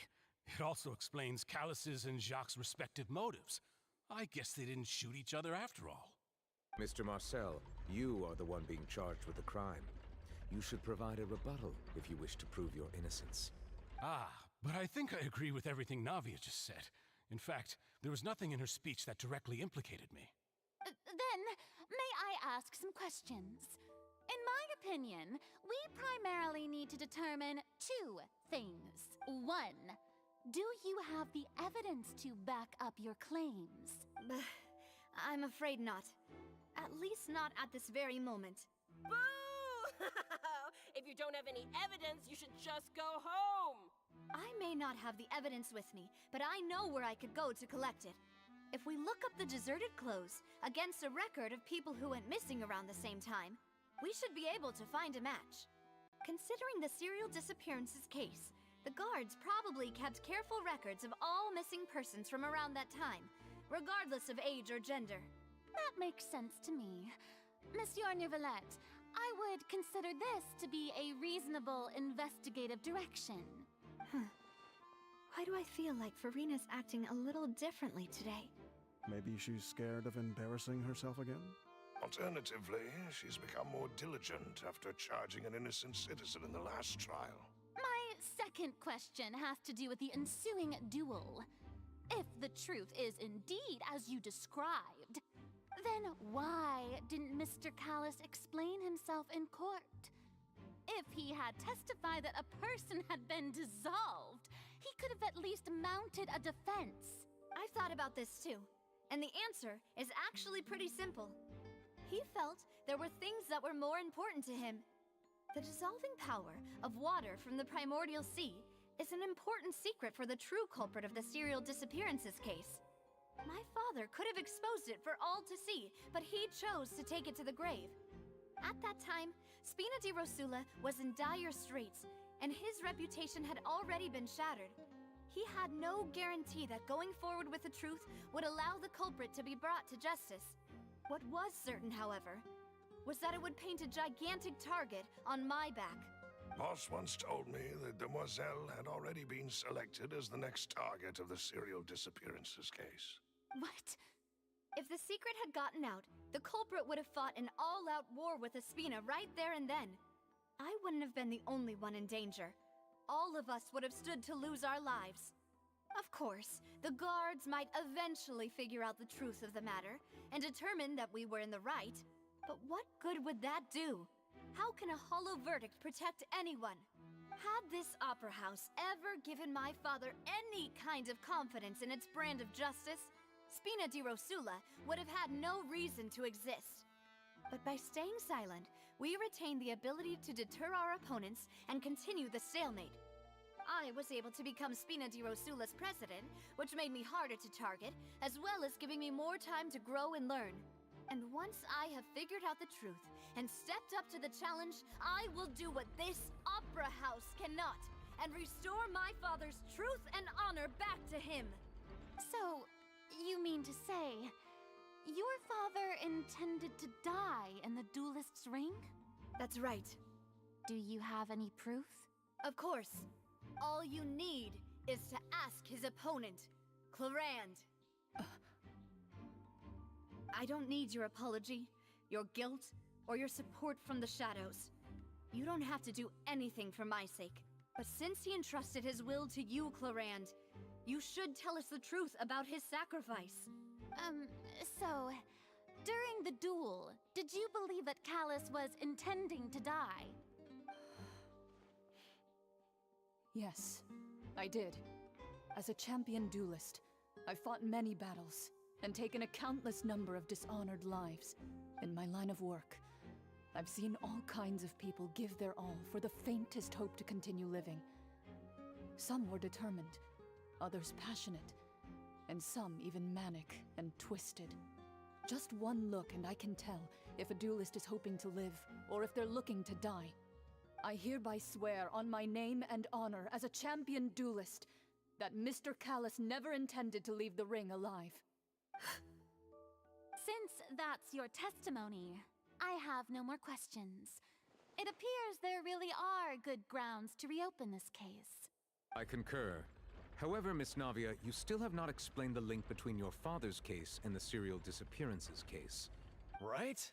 What she said was fascinating, but kind of beside the point. Wait, weren't they just talking about the serial disappearances case? Of course, Your Honor. The two cases are connected via a matter of timing. In my father's case, the culprit intended to kill both Jacques and Callus. As a result, they planned to act after hearing 2 gunshots. And at the end of Linny's trial, the culprit also only dissolved the victim in front of everyone because they realized they were at risk of being identified. The culprit could only time their actions so precisely if they were already at the scene. Coincidentally, Marcel attended both the banquet and the trial. So that's why you suspected me. Even after hearing your reasoning, I still can't help but find it a little preposterous. I'm used to it, though. You've always been an impulsive and sentimental child, Navia. It's one of your most endearing traits. No need to appeal to pathos. I won't try to refute your points one by one, but even if everything you just said was true, can you prove that I was the only person present at both events? On top of that, does a person have to be physically present to control the timing? Can't someone remotely monitor the place? Know what she can say to that. I know that even with that, you might still think you can reduce the list of suspects with some further investigations, until I'm the only one left on the list. Alas, who won't feel at least a little hurt by an accusation of murder from a girl you see as your own daughter? But if I were to dismiss this completely, you'd also think I'm not being considerate of your feelings. Ah well, let Uncle Marcel teach you another lesson. Do you know what the biggest flaw in your reasoning is? I suppose you're gonna tell me anyways. It's timing again. I'm a businessman by trade. From that standpoint, there's no reason for me to kidnap young women. It's a high-risk action with nothing to gain. In addition, I left my home in Snezhnaya when I was young to come to Poisson and work in some trade. My business only thrived when I received Callus's patronage. But the disappearances began before I ever stepped foot in Fontaine. I do apologize, Demoiselle. This was my mistake. No, it's not your fault. I'm sure he had come prepared. Is there anything else you'd like to say? Would you like to check the date of my first business license against the first known case of the serial disappearances? You can also take a look at my border entry records, or ask my friends and family when I left Snezhnaya for the first time. Could those records and testimonies do something to appease the unspeakable anguish in your heart? Seems like she got the wrong guy. At this rate, Navia will be convicted for falsely accusing him. I think you've done a superb job of dissecting your father's feelings as he neared the end of his life. But aren't you going against all of his wishes and expectations right now? He wished for you to become more rational, collected, and conscientious, instead of dwelling only on your own feelings. Once you've learned to be more considerate of others' feelings, and to stop rushing headlong into things, you'd have met most of his expectations. This isn't just about me, and it never has been. The biggest difference between me and the rest of the victims is that I still have the ability to search for the truth, while that same agency has long been taken from them. The people whose families were destroyed by synth abuse, the people who lost their loved ones to the serial disappearances, and the people who suffered tragic ends due to their sense of justice. Many people's images are flashing before my eyes. I'm sure some are coming to those of you in the audience as well. And whose image do you see, Marcel? Is it a man named Vacher? Huh. Oh, so you do know that name. I'm merely surprised you'd suddenly say the name of someone I've never even heard of. I was waiting for you to say that.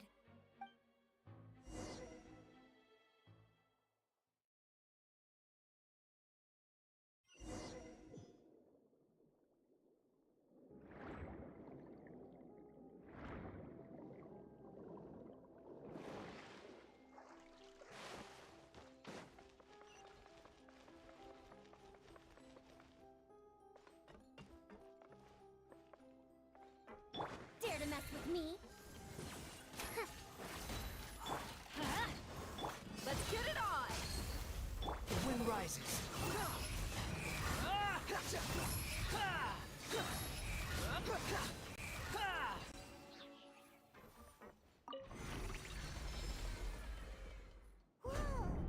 The floor is going up!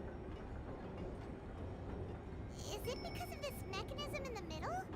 That guy really prepared a lot of stuff for this place.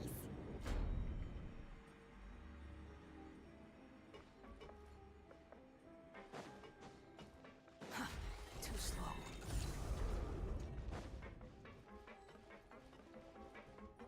Paimon thinks we need to go up, but Paimon doesn't see a way. Let's take a look around. Maybe we'll find a hidden mechanism that'll show us the way up.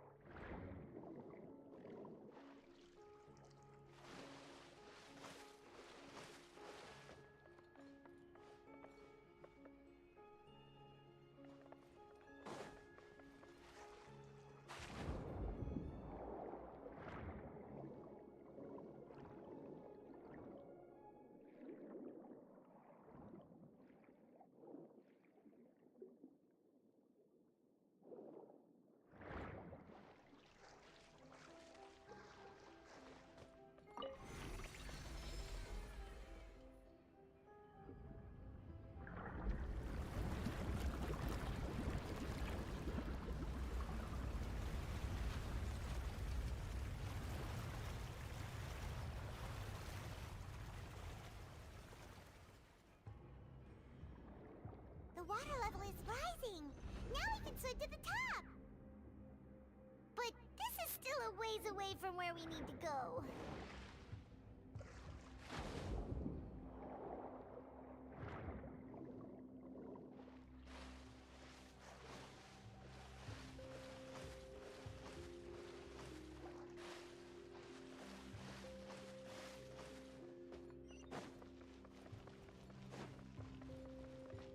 Too late for regrets. Ears of the storm. Everybody stand. Buckle up. Ha!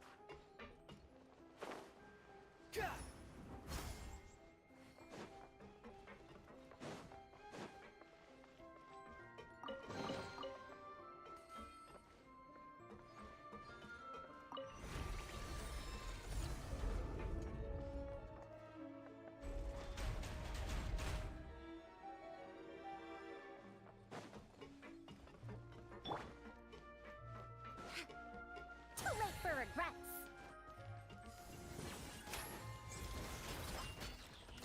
Have fun with this game. Teamwork is true.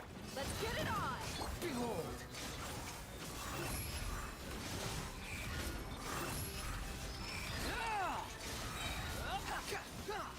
You dare to gaze upon me?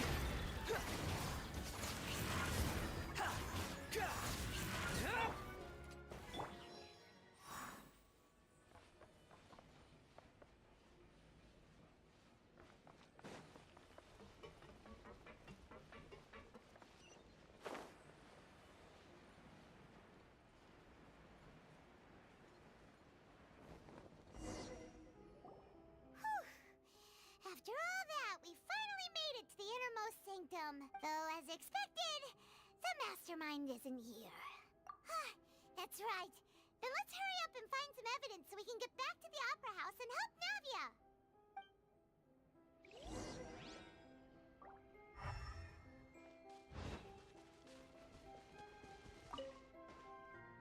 Let's see what's written here. Nothing escapes Callus. Navia's father. Oh, this seems to be an investigation report on him. Yep, it's about finding someone to assassinate Jacques and Callus because of a lack of confidence that Jacques himself would go through with it. This should prove the existence of the third person, right? We still have not determined the exact content of the key information Callus has passed on to certain members of his organization. The old dog's a real menace to deal with. Even if he abides by the promise he's made to us, he will still have the upper hand. He can act whenever he wants to make our lives miserable. The only option left is to remove him from the picture entirely. I concur. Let's send someone to kill him. He won't declare war as long as we don't touch Navia. Oh, seems like we've got a bunch of correspondence between the higher-ups.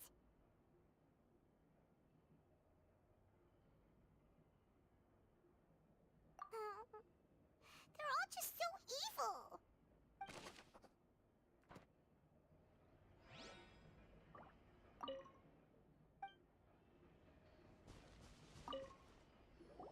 Oh, look! There's an important-looking basin over here, and it's full of water. That means this is where they make all the synth. And that special water is the main ingredient. If you dilute it with normal water, you'll get synth. But the pure stuff can dissolve a human. Paimon will take notes on this incriminating evidence.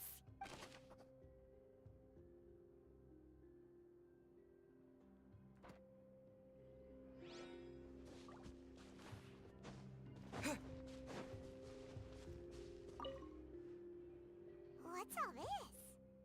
Aw, it's a bunch of really cute things. Pink accessories, a hair tie, a necklace, even a makeup box.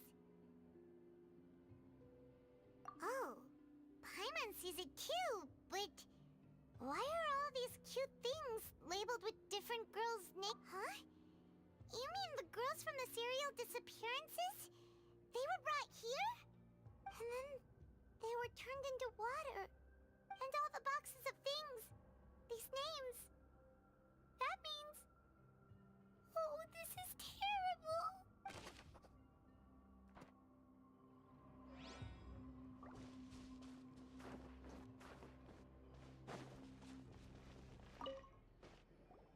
Whoa! There's so much synth here! And so many bottles of ingredients that probably just contain the waters of the primordial sea. Mixing in progress, ready to drink, stock sample? Huh. They've also got all the synth pretty clearly labeled. Whoa, there's even fruit-flavored synth? Yep, it's super obvious.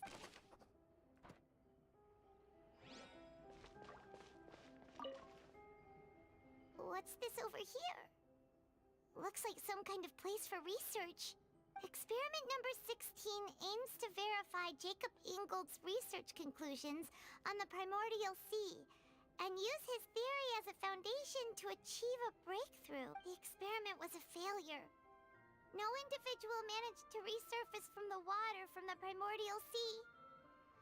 Female specimens 22, 23, and 24 were dissolved. Sorry, Traveler. Paimon will try her best. It's just that Paimon's never read something so scary before.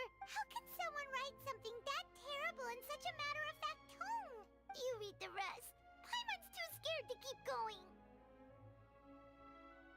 So that's why he did all of these experiments. Wait, did he really think he'd be able to find a way just by dissolving people over and over? That's just insane! Huh? Isn't that the name you heard by the fountain? Paimon thought he was an eyewitness in the serial disappearances case. You mean Vache is the one who did all of these... experiments? So that's it! Vache was no victim, but personally took his lover and... No, that's not it either! If that's the case, why would he want people to resurface from the water? In any case, Paimon will write it all down. We've looked at almost everything here, and it seems like our theories were spot on. But yeah, we haven't found anything that reveals his true identity. No wonder even Neuvillette wasn't able to find anything. Whoever it is probably destroyed everything to do with that name a long time ago. That way, even if we bring all this back to the opera, we won't be able to identify the true culprit. Sure thing. Paimon won't admit defeat to this guy either.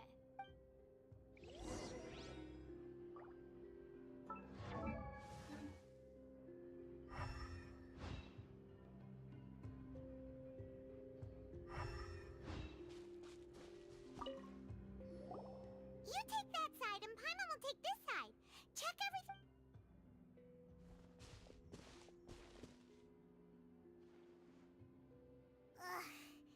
Nothing at all. And Paimon can't even find snacks either.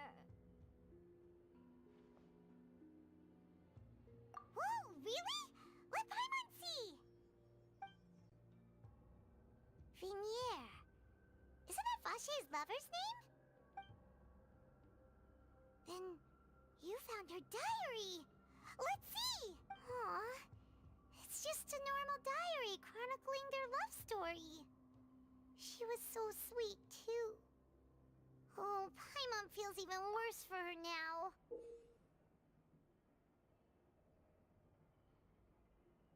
So many! A whole page's worth! But they're all crossed out. Was she unhappy with all of them? The final name she decided on was Marcel. Wait, but Marcel's pretty old. Has this case been going on for so long that he's Vache and Vinier's grown son?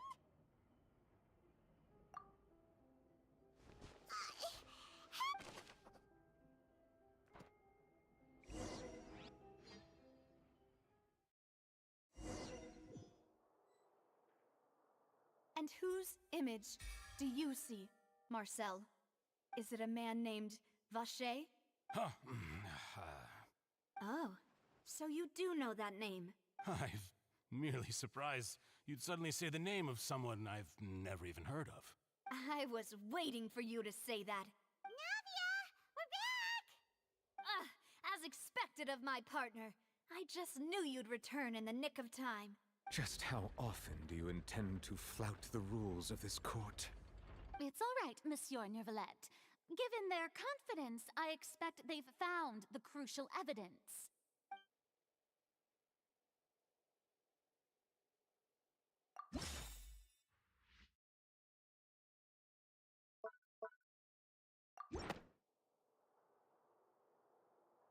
But the truth of it, Marcel, is that you've always been Vache. Huh? We've investigated your lair and we already know everything! After your lover, Vinier, was dissolved, you kept abducting young women to experiment on the hopes of bringing her back to you! You even created Marcel as a new identity and destroyed all records of your past as Vache! So that's it. Even the villains in opera performances rarely go that far. And with that, Marcel's motive has now been established. This information regarding your past also dismantles your prior timing defense. Well, Marcel, do you know where you went wrong? You fixated your gaze on the lover that passed away, instead of paying attention to the living people around you. So, you never noticed how we changed, or how we grew as individuals. You also never understood Boss's real expectations for his daughter. Or our determination to see things through.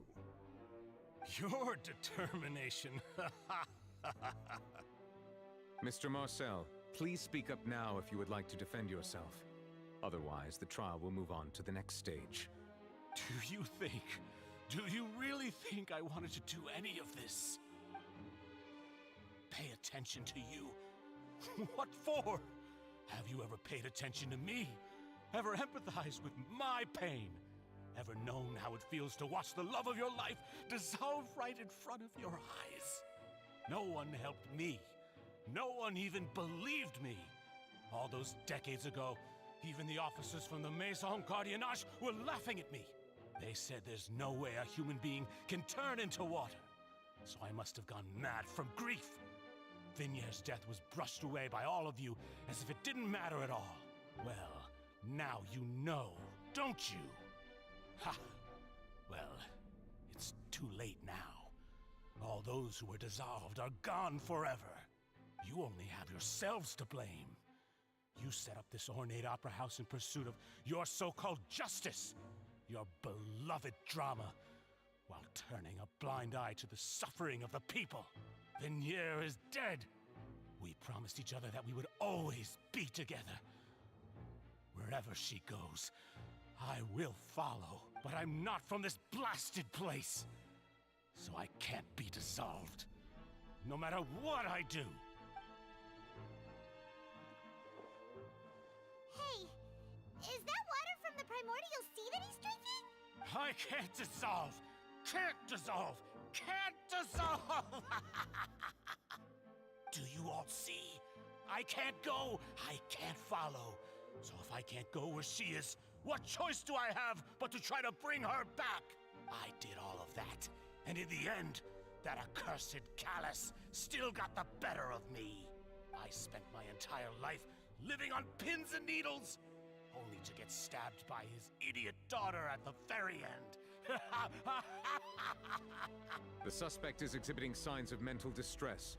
Guards, please restrain him. Don't touch me! Don't anybody come near me! I still need to save Vignier. I promise. We made a promise. Vignier, please, Vignier. Don't think badly of me. All I want to do is fulfill our promise. At this point, the verdict of this trial is clear. With Mr. Marcel's conviction, the charges against Mr. Tartaglia no longer have any basis. Fine by me. I was in a bad mood, but after a show like that, I'm actually feeling pretty good. Traveler, please submit all the evidence you have collected to the guards, so that I might review and summarize the truth behind the serial disappearances case. The man now known as Marcel was originally named Vacher, and worked as an adventurer with his partner and lover Vignier. During an underwater expedition, Vignier accidentally came into contact with water from the primordial sea, and was dissolved in front of Vacher as a result. Vacher learned of the primordial water's existence through the work of others, and began to kidnap young women for research, with the goal of discovering a method to restore Vignier back to life.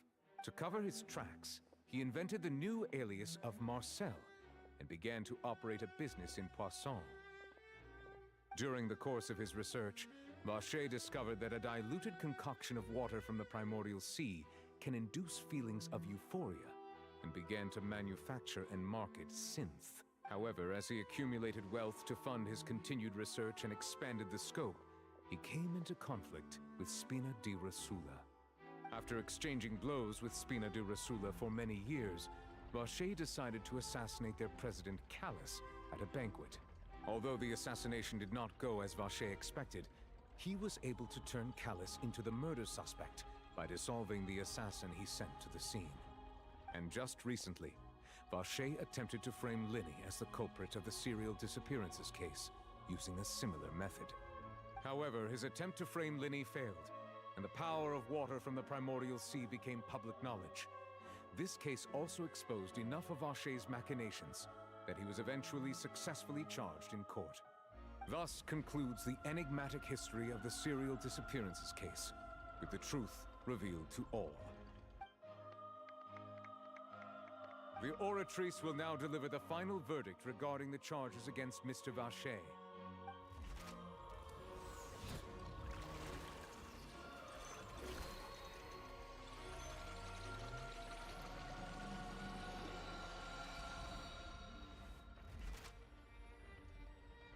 According to the judgment of the Oratrice Mécanique d'Analyse Cardinale, Mr. Vache is guilty. Guards! Take Vache away. Good. It's what he deserves. With that, the serial disappearances case is over now. We really just witnessed history. Who would have thought the true culprit would be such a polite and well-spoken guy? Yippee! We helped Navia bring the bad guy to justice! He's hurt so many innocent people and now he's finally getting what he deserves. Huh? Are you okay? Demoiselle, you were absolutely brilliant. The day our late boss had always hoped for has finally come. You can rest easy now, knowing justice has been served. Yeah. Yeah. It's finally over. It's all thanks to you guys. And my partner. See, Papa? Spina di Rosula's still doing well with me at the helm. Well now, hasn't this been a most delicious piece of drama? The villain has been caught, justice has been served, past wrongs have been righted, and it's a big ol' happy ending. Since it's been such a great show, I'll just let the false accusations against me slide. Either way, I've still got some business to attend to. So, if you'll excuse me... Please wait just one moment, Mr. Tartaglia. Ugh, what now? None of this has anything to do with me. According to court protocol, since this trial was initiated due to a charge against you, a verdict must also be made regarding the initial charge before the trial can conclude. Oh, come on. Is this really necessary? Haven't you already caught the real criminal? Isn't it time for side characters like me to exit stage left? Please respect the laws of Fontaine. This has always been the rule. All right, but this sure is a lot of hassle. All I need to do is stand over there, right? Let's just get this over with. Through evidence presented in the public trial that was just held, it has been established that Mr. Tartaglia has no direct connection to the serial disappearances case. The guilty party has been identified, and thus it is logical to suppose Mr. Tartaglia is innocent of the charges. We now turn to the Oratrice Mécanique d'Analyse Cardinale to render the final verdict on the charges.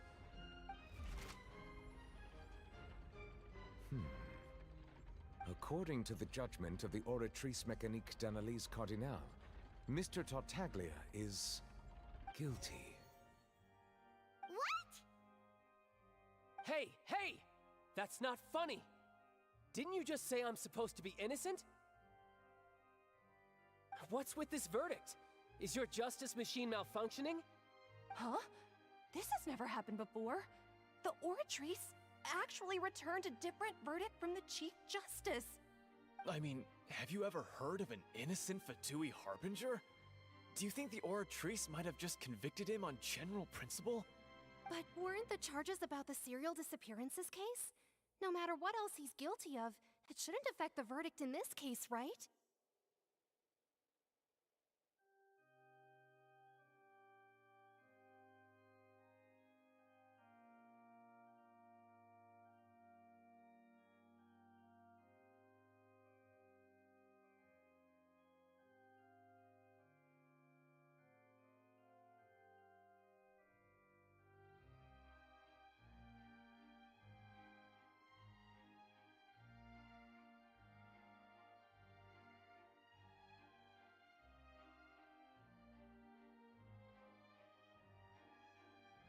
The judgment of the Oratrice Mécanique d'Analyse Cardinal is, by law, the final verdict of the court.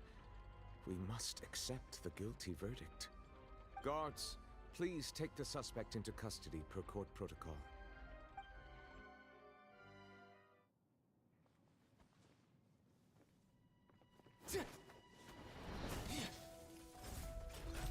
So this is how justice is done in Fontaine. What a joke. You've got your rules. Well, I've got mine too!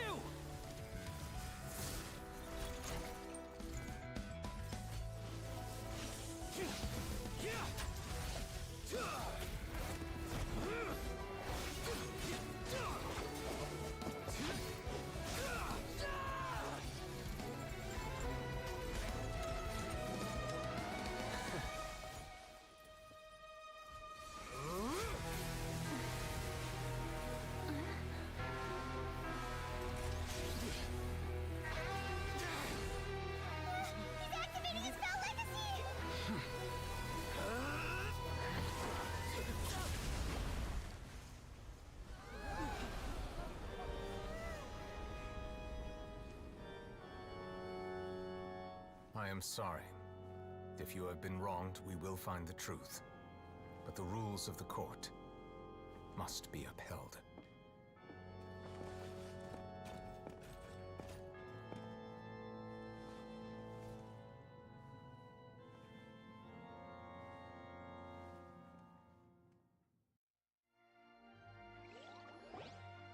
Hey, Monsieur Novelette, what's going on? Shouldn't they have been cleared already? Apologies. This is also the first time I've encountered such a situation. However, according to the rules established at the conception of Fontaine's court system, the Oratrice's judgment is the final verdict of the court. All I do is follow court procedure. As for why the Oratrice arrived at the conclusion it did, you should probably ask someone more knowledgeable than me.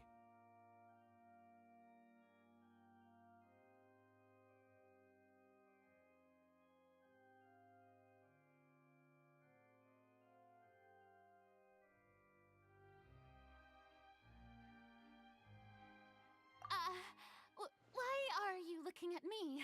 I had nothing to do with it! I don't know what happened there either!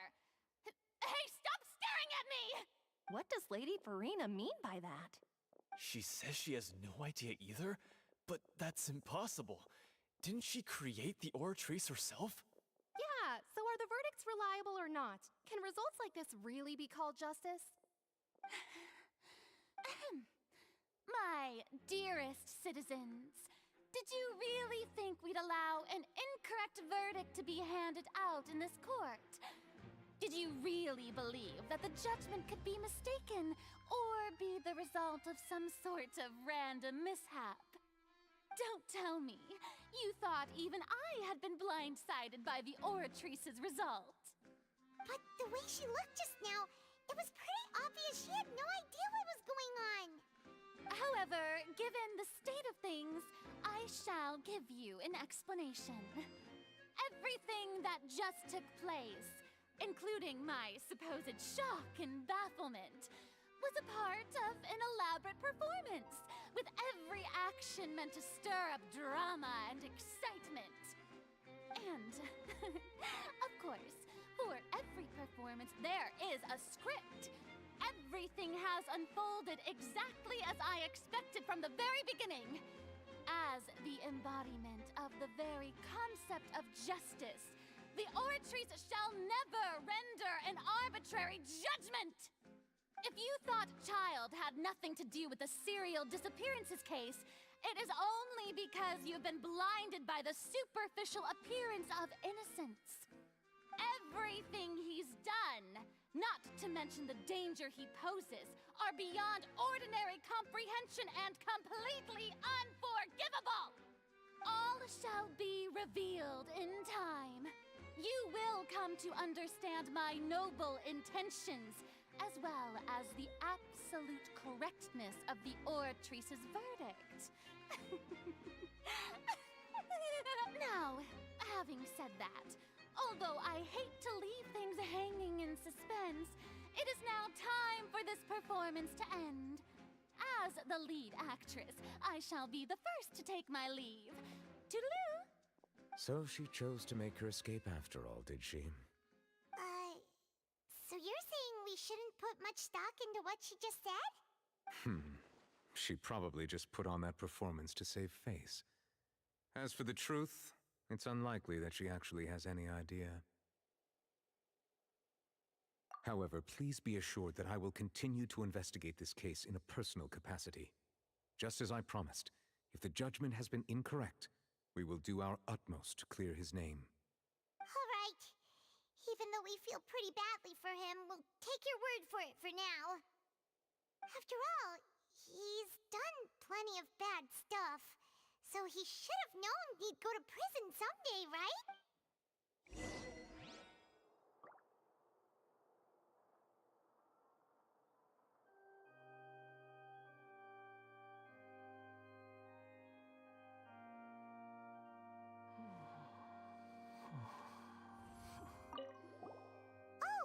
Monsieur Neuvillette! That power you showed when you took him down. Who are you really? I'm the Chief Justice of Fontaine, of course. If officers of the law lack the strength and capability to enforce it, then it makes a mockery of justice.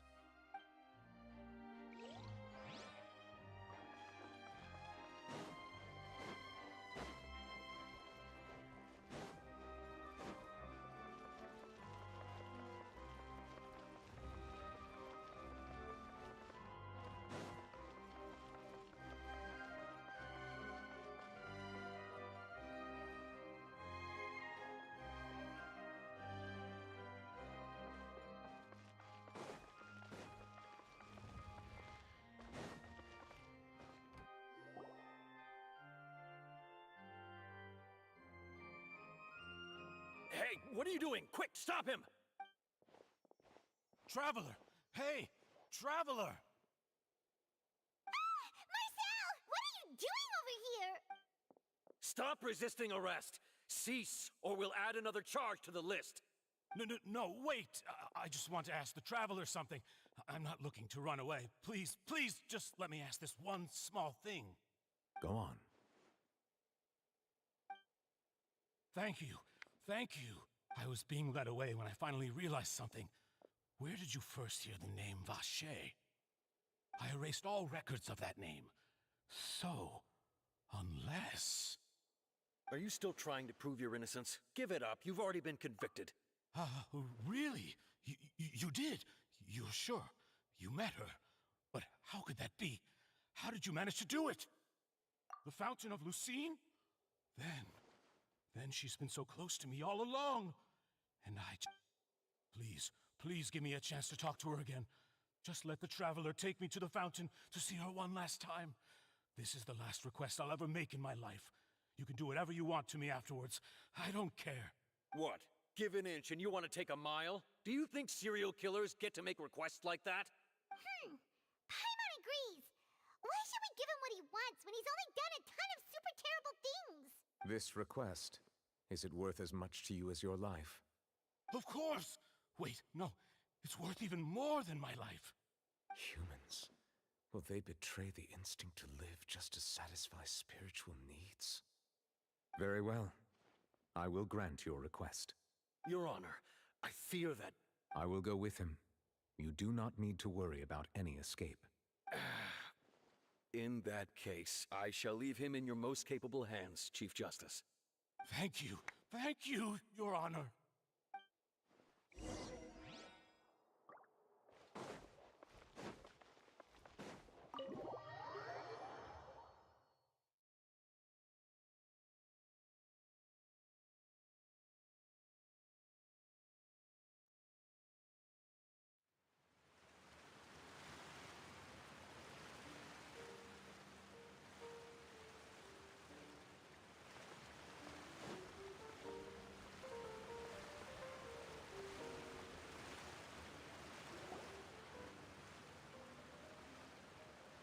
Is this the place? You said she's here, but what do I need to do to see her?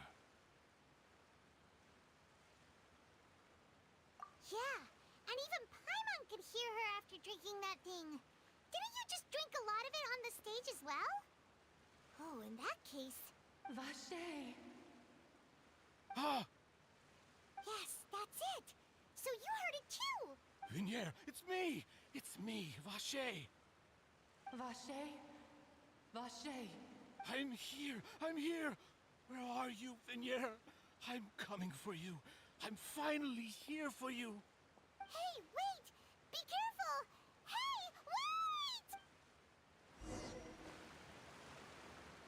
Vinier, is that you? It's me, Vache! Vinier! Vache? Why did you come? Didn't I say? You don't need to look for me. You look a lot older than I remember. How long has it been? It's been more than 20 years. I've suffered for over 20 years since the day you left. All this time, only the thought of bringing you back has kept me alive. Nothing else mattered to me. I must be dreaming. Who would have thought I'd get the chance to tell you all of my feelings like this? Vinier, you are my everything. I really don't know how I could live without you. But Vache, if you ask me, this world would be better off without you. What are you saying? If not for you, I would have finished my law degree and probably become a top-tier attorney one day.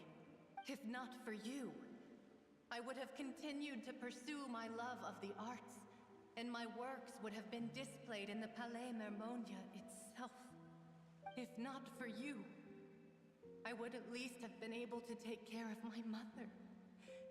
And she would not have grown old and died alone, with nothing but the tears on her cheeks.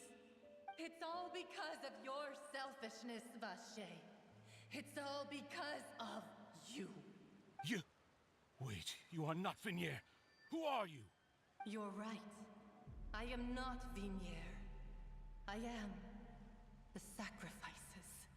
Every woman who died by your hand, as our bodies dissolved, our consciousnesses flowed back to the primordial sea. Our thoughts circulated endlessly within the primordial sea, and we were no longer individuals, but we became one, just as streams of water come together in the sea. I'm Cressy. I'm Lemony. I'm Azine. The only one I am not is Vinier. Why? But then, where is Vinier? She doesn't want to see you anymore. Every tendril of her consciousness is avoiding you. This is what you get for your selfishness. Your selfishness robbed us of our lives and our futures. You said time and time again that you'd do any and everything for her. But did you ever consider whether she'd want to see you do the things that you did? If she would despise you for what you became?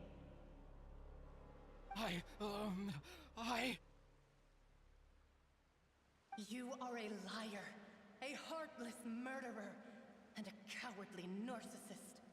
The only thing you are not is Vinier's beloved.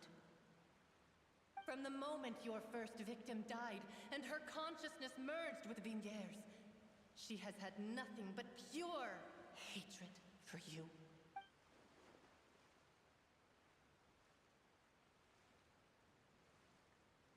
No!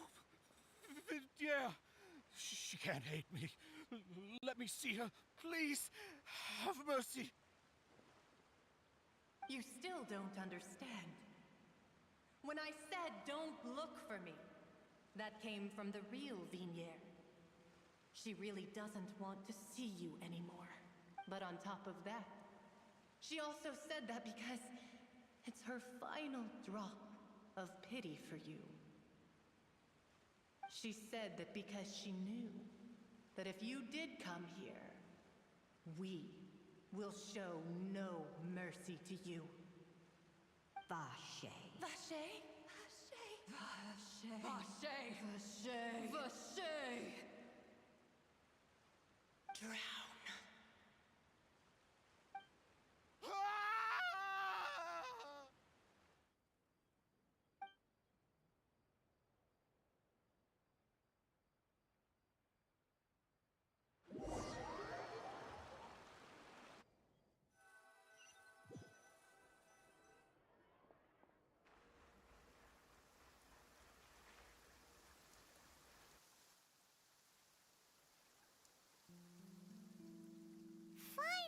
have some time to do shopping. Gosh, it's really been a long time since we've been able to relax.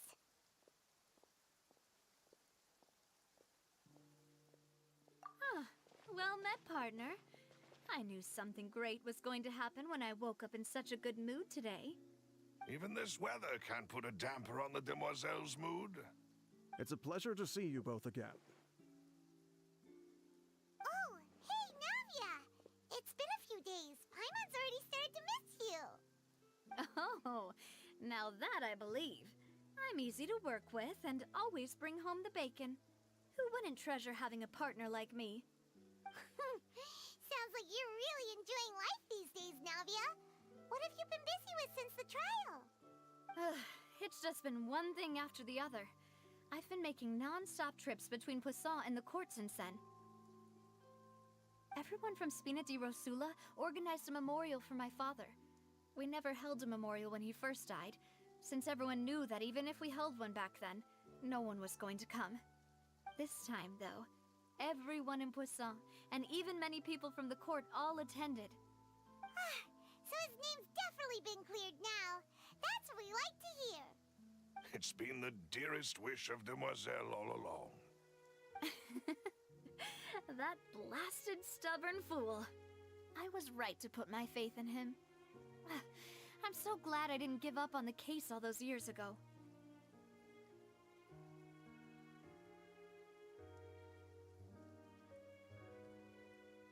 Oh, by the way, I ran into Charlotte just after I left the memorial service. Well, maybe it'd be more accurate to say I knew she would be there, and there was no way she'd just let me go. Huh? So you know Charlotte too? The Charlotte? Journalist from the Steambird? Yeah, way back when I first became the president of the Spina di Rosula, she was all over me. Wouldn't take no for an answer. I believe the story was called The True Heart of Darkness, Secret Tales of the Yellow Rose. To be fair, though, it was a really flattering feature. So, we've been on pretty good terms ever since. She was trying to lean on our friendship to get me to do an exclusive piece on the serial disappearances case. Oh yeah, she told us about that. She's always been super interested in that case, so now her wish has finally come true too. Anyway, I told her to make sure that when she writes about you guys entering the opera house with the critical evidence, that you both sound really cool. Now that's another thing to look forward to. We trust Charlotte's skills with a pen for sure. Oh, and in other news, I also took Clarand out for a meal. Oh, are you two on better terms now? While you were investigating Vache's headquarters, Clarand gave testimony on my father's behalf. It was thanks to her that we were able to turn the tide.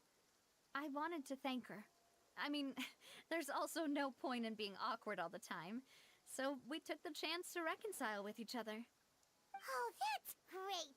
Paimon also thought Clarand wasn't actually a bad person. It's always good to have more friends. Anyway, now that the case has finally been solved, perhaps it will slowly begin to fade from the public consciousness. Oh, actually, there's still one last thing I need to do. What is it? I should pay a visit to my father's grave, and tell him the truth of what happened, as well as how it all ended. And on top of that, just how much people still look up to him, to this day. That includes me, too. Miss Navia. Indeed. We want to go too! We also think Callus is a really admirable person. Sure thing. I'd like you two to share the moment with me. After all, without you, there might not have been such a positive ending. And in that case, everyone, let's be off. Considering the recent weather, we'll be lucky if we can reach Poisson before dark. Yeah, you're right. It's been raining non-stop for a few days now.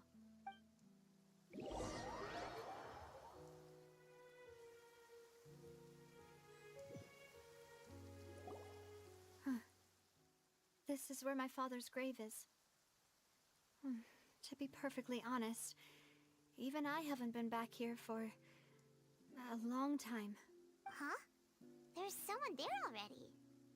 Wait. That figure. It can't be. Hmm? Isn't that Nervalette? Why would the Chief Justice be here? Huh? Navia? My apologies. I should have asked before coming to pay my respects. Don't say that. Sorry about that. Oh, I was trying to say there's no need for you to apologize. I wanted to show my father how much I've grown.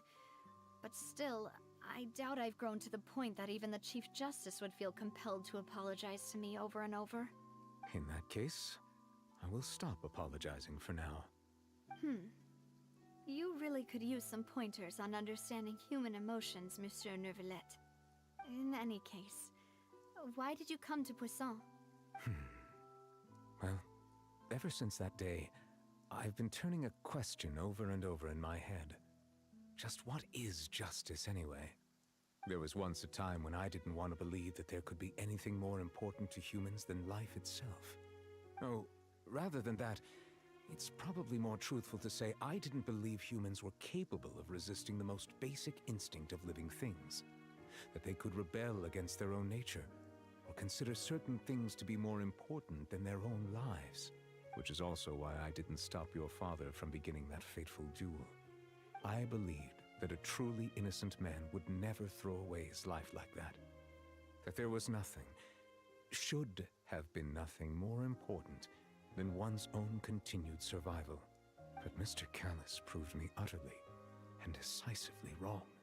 If not for his sacrifice, the serial disappearances case would have remained unsolved to this day. Mr. Callis made the choice he did for his daughter, for his associates, and for many people completely unrelated to him. And in the end, from a certain perspective, one could say that he did it all for the sake of justice. A justice that's higher than life itself. So, you asked me why I came here. I just wanted to say my apologies to Mr. Callis in person. I should have noticed all of this much sooner. This regret has filled me with a sadness that has haunted me for days. That high and mighty chair in the Opera Epiclese indeed insulates one from many important things. Spina di Rosula, thank you so much for your hard work and perseverance. I'm sorry for being mad at you before. So, you're actually one of those types that's cold on the outside, but pretty thoughtful on the inside, huh? That reminds me of Silver, one of my guys. Sorry about that. Self-expression is not one of my strong suits. Didn't I just say you don't need to apologize? Ah, so Navia and Nervalette seem to have made their peace as well. Let's not disturb them for now. We can wait till after they're done.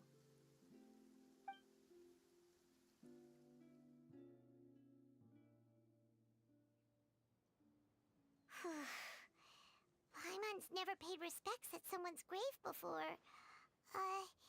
Did Paimon do anything rude there? Huh? Oh, Paimon didn't know that was a thing. But Paimon doesn't know what she would do if she can't fly. Oh no. Paimon hopes Miss Navia won't be too... Anyway, Nervalette is still standing around there. It's not often that we can catch him alone like this, so why don't we go talk to him for a bit? If we can't talk to Lady Farina, we can at least talk to him, right?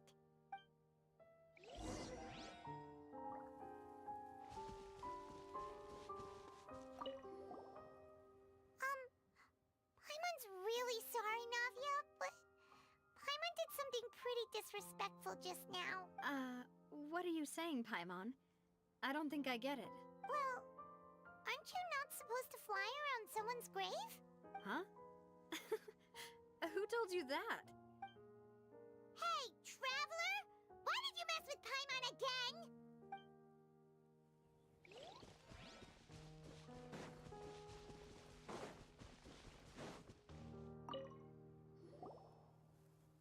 Oh, it's you two.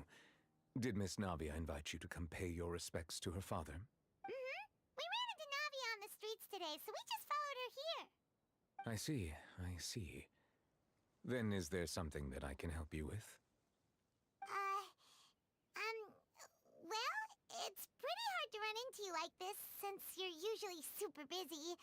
So we figured we could try to ask you a few questions, if that's okay. Please feel free. Though outsiders, you helped us solve one of the greatest mysteries in Fontaine, and it would be my pleasure to return the favor. So, at court, the bad guys referred to that special water as water from the primordial sea, but what is it really? Truthfully, that name is already quite accurate. I can only surmise that Vacher and his ilk only learned of its nature and existence after extensive research. There used to be a special sea on the surface of this planet. The nature of its seawater was rather different from that of the sea we know today. Most of Tevat's life forms were first born in that special sea. You could say it nurtured much of the life on this planet. Huh. So it really was where everything began. It makes sense to call it primordial then. But today, the primordial sea no longer exists on the planet's surface. What Vacher discovered must have been some kind of special case, or a remnant from a truly ancient age. Huh. So that's how it is. Oh, you really know everything, Monsieur Neuvillette. But if that's the case, then why would people, at least people from Fontaine, dissolve in that kind of water? Indeed. Why would the primordial sea, which was known to engender and nurture life, suddenly reverse itself and devour life instead? To be frank, that also doesn't match my understanding of this world and its laws. There must still be some unknown secrets around the people of this land. Is there anything else you'd like to ask me about? That the sea levels will rise and everyone will be dissolved in water, leaving Farina crying alone on her throne, but the sins of the people will be finally washed away for good. Does that appropriately summarize the version you've heard? That's right! It was Linny that told us back then. And that about covers all the main points. Yes, up to the present, I think we reached a point where we have no choice but to confront this prophecy directly. Rumors have it that this prophecy is rooted in the last words the former Hydro Archon left to the world before she passed away. A prophecy? Of the former Hydro Archon? Wow. This is the first time that we've ever heard of it. Two parts of the prophecy have already proven correct. The rising sea levels and the ability of the people of Fontaine to be dissolved. We should be more vigilant and stay on the watch for further signs. Speaking of the prophecy, Farina has also always taken it quite seriously. Indeed, she has been collecting information and intelligence from across Tevat for this purpose. If the rumors were true, then perhaps this prophecy is the conundrum left to Farina by her predecessor. But with Farina being the way she is, can we really trust her to solve it? Is there anything else you'd like to ask me about? My apologies. My investigation has still not reached its conclusion. However, I still believe the judgment of the Oratrice was not rendered arbitrarily. But you also said you thought he was innocent. For many years, I have been quite aware that the Oratrice does not simply mechanically repeat the verdict that I give on each case. As a divinely created mechanism, the people's unified faith in the concept of justice is integrated into it. Not only can it produce the incredible power of indemnitium, but it likely also possesses other traits, such as self-awareness. Which is all to say, I've been prepared for a situation like this for a long time. Huh. So when Linny told us that he heard a human voice from the room where the Oratrice's core is stored... I was not aware such a thing had occurred. Perhaps that could serve to prove my conjecture. I will add that to the list of items to investigate.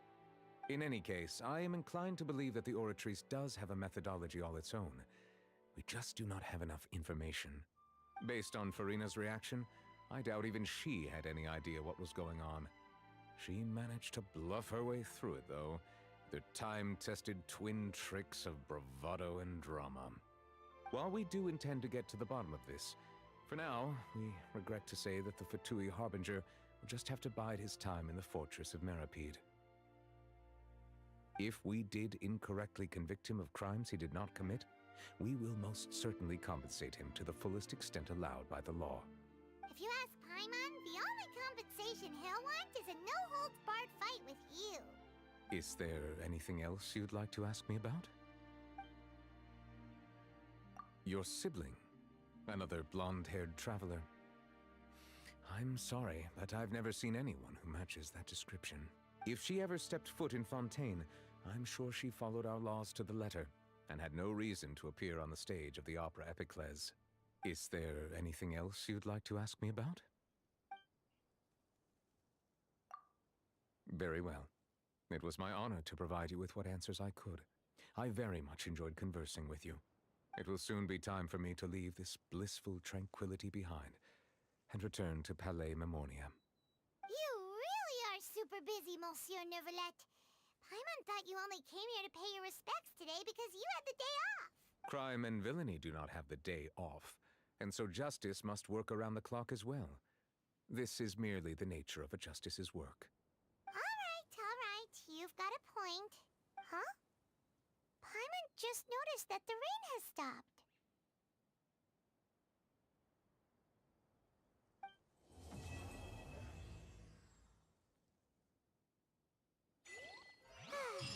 You know, we've been walking around for a while now. Why don't we go back to the Spina di Rosula base in the court of Fontaine and have a rest? Navia said something about having a place ready for us there, didn't she? Come on, let's go!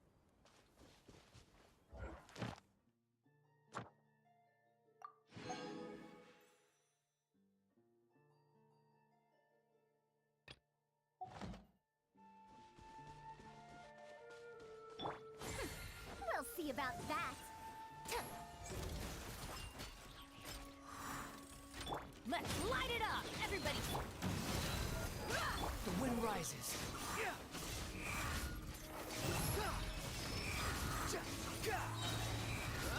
Know your place.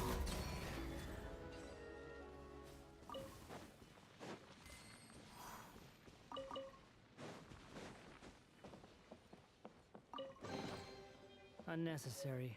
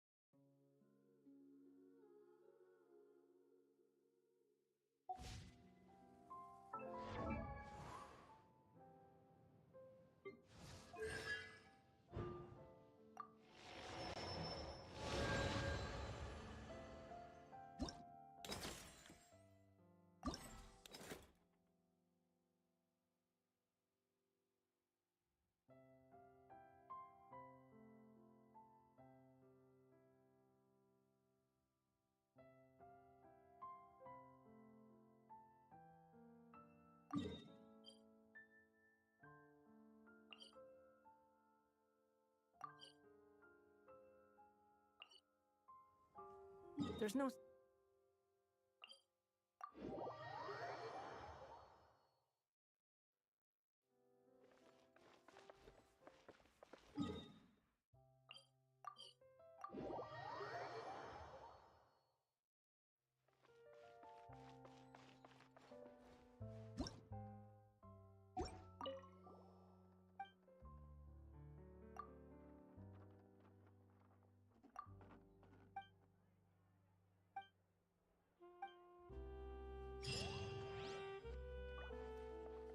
Ad Astra. Thank you for complete.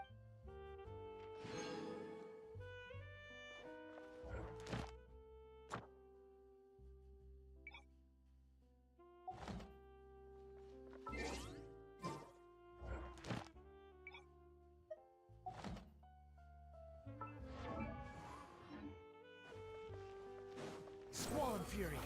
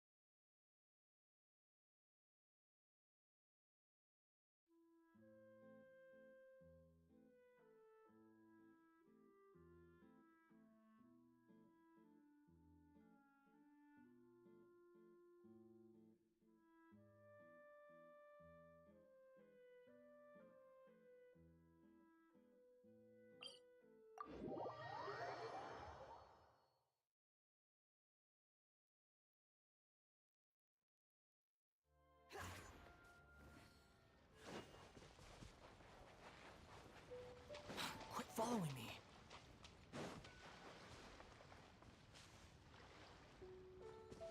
The wind rises.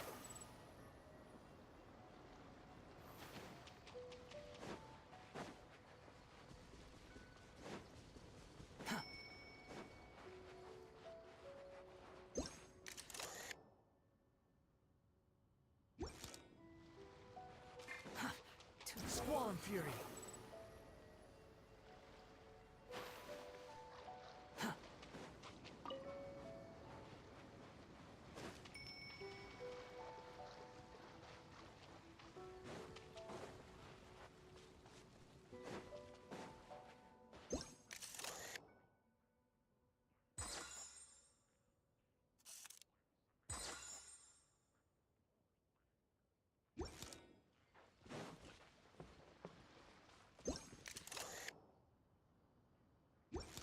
Behold!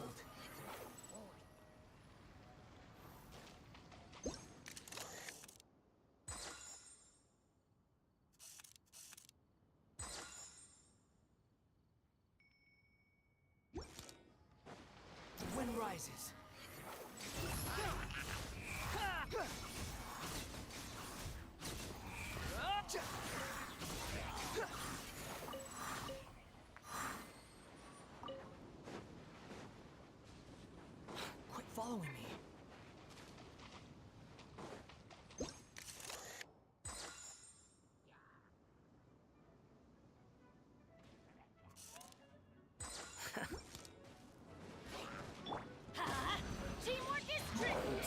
keeps its course.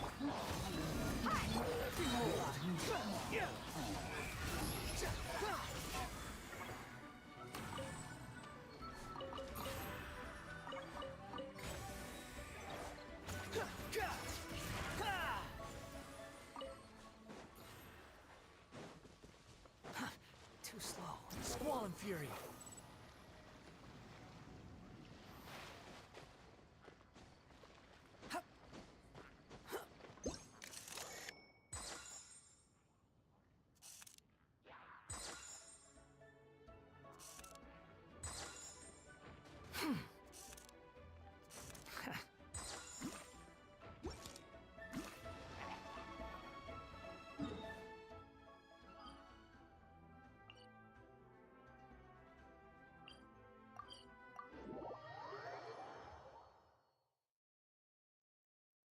The wind rises.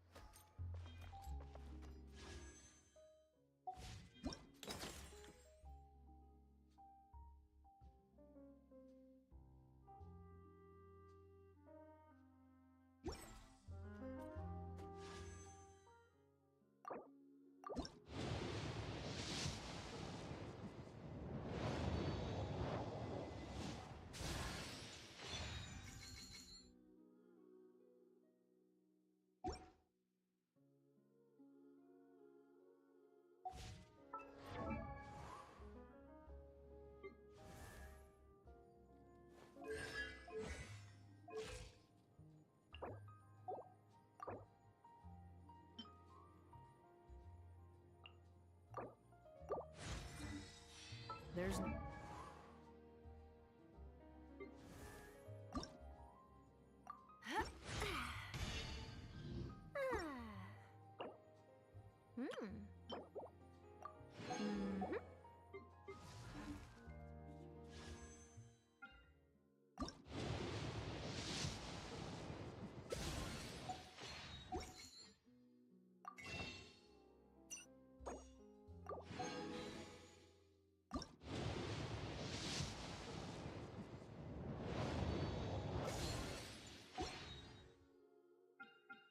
pleasantries. It's rather pathetic to force a conversation just to occupy silence.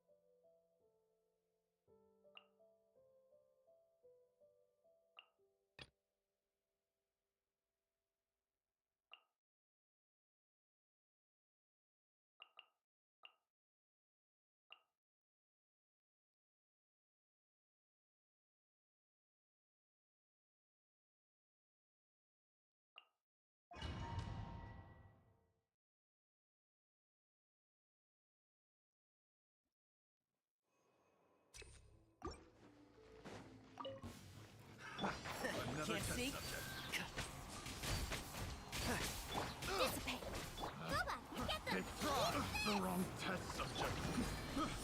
Cascade.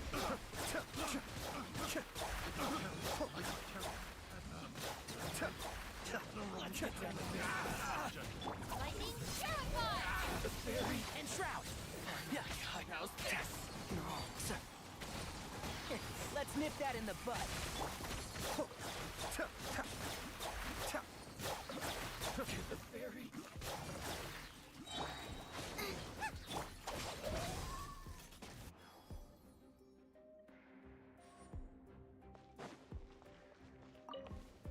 It's my lucky day.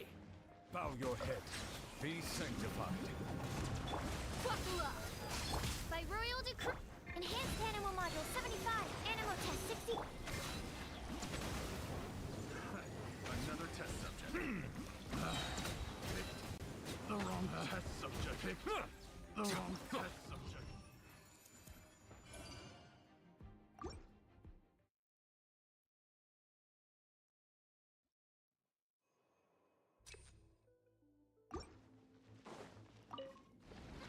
One with the force. Stand with me. Out of the frying pan, into the fire.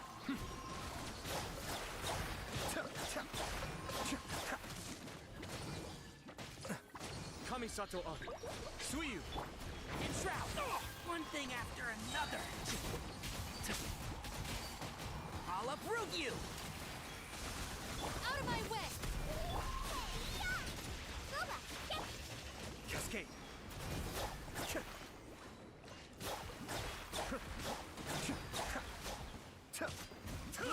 I got careless. Can't see? Freeze! I got careless. Our bond is strong. Out of the frying pan. Be still.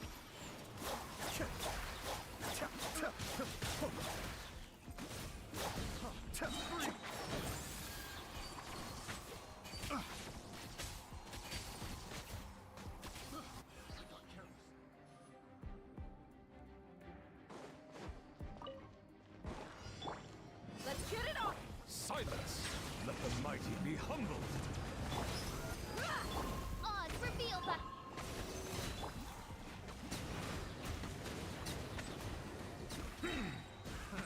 Another settle down!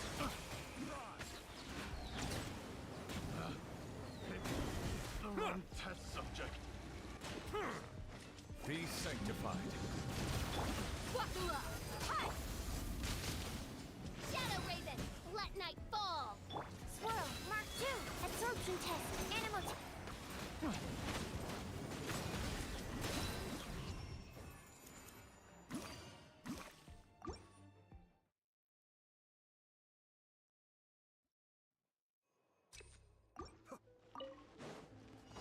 One with the force.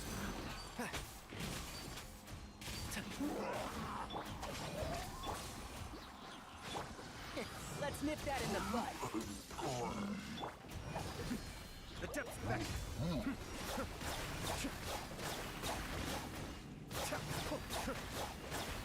Nice and spicy. You're toast. The inside shall be punished. I hear everything. Stand with me. Out of my sight. Lightning Terrify! After frying pan, into the... Cascade.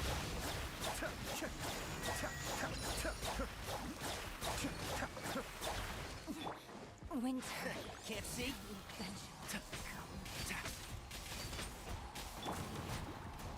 Dissipate.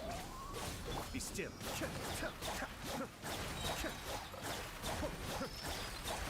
One with the force.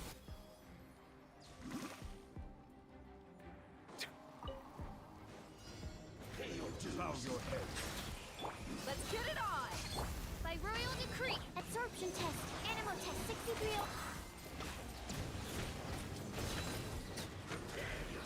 Let the mighty be humbled. No escape. Leaving so soon. Animal hypostasis. Midnight Phantasmagoria.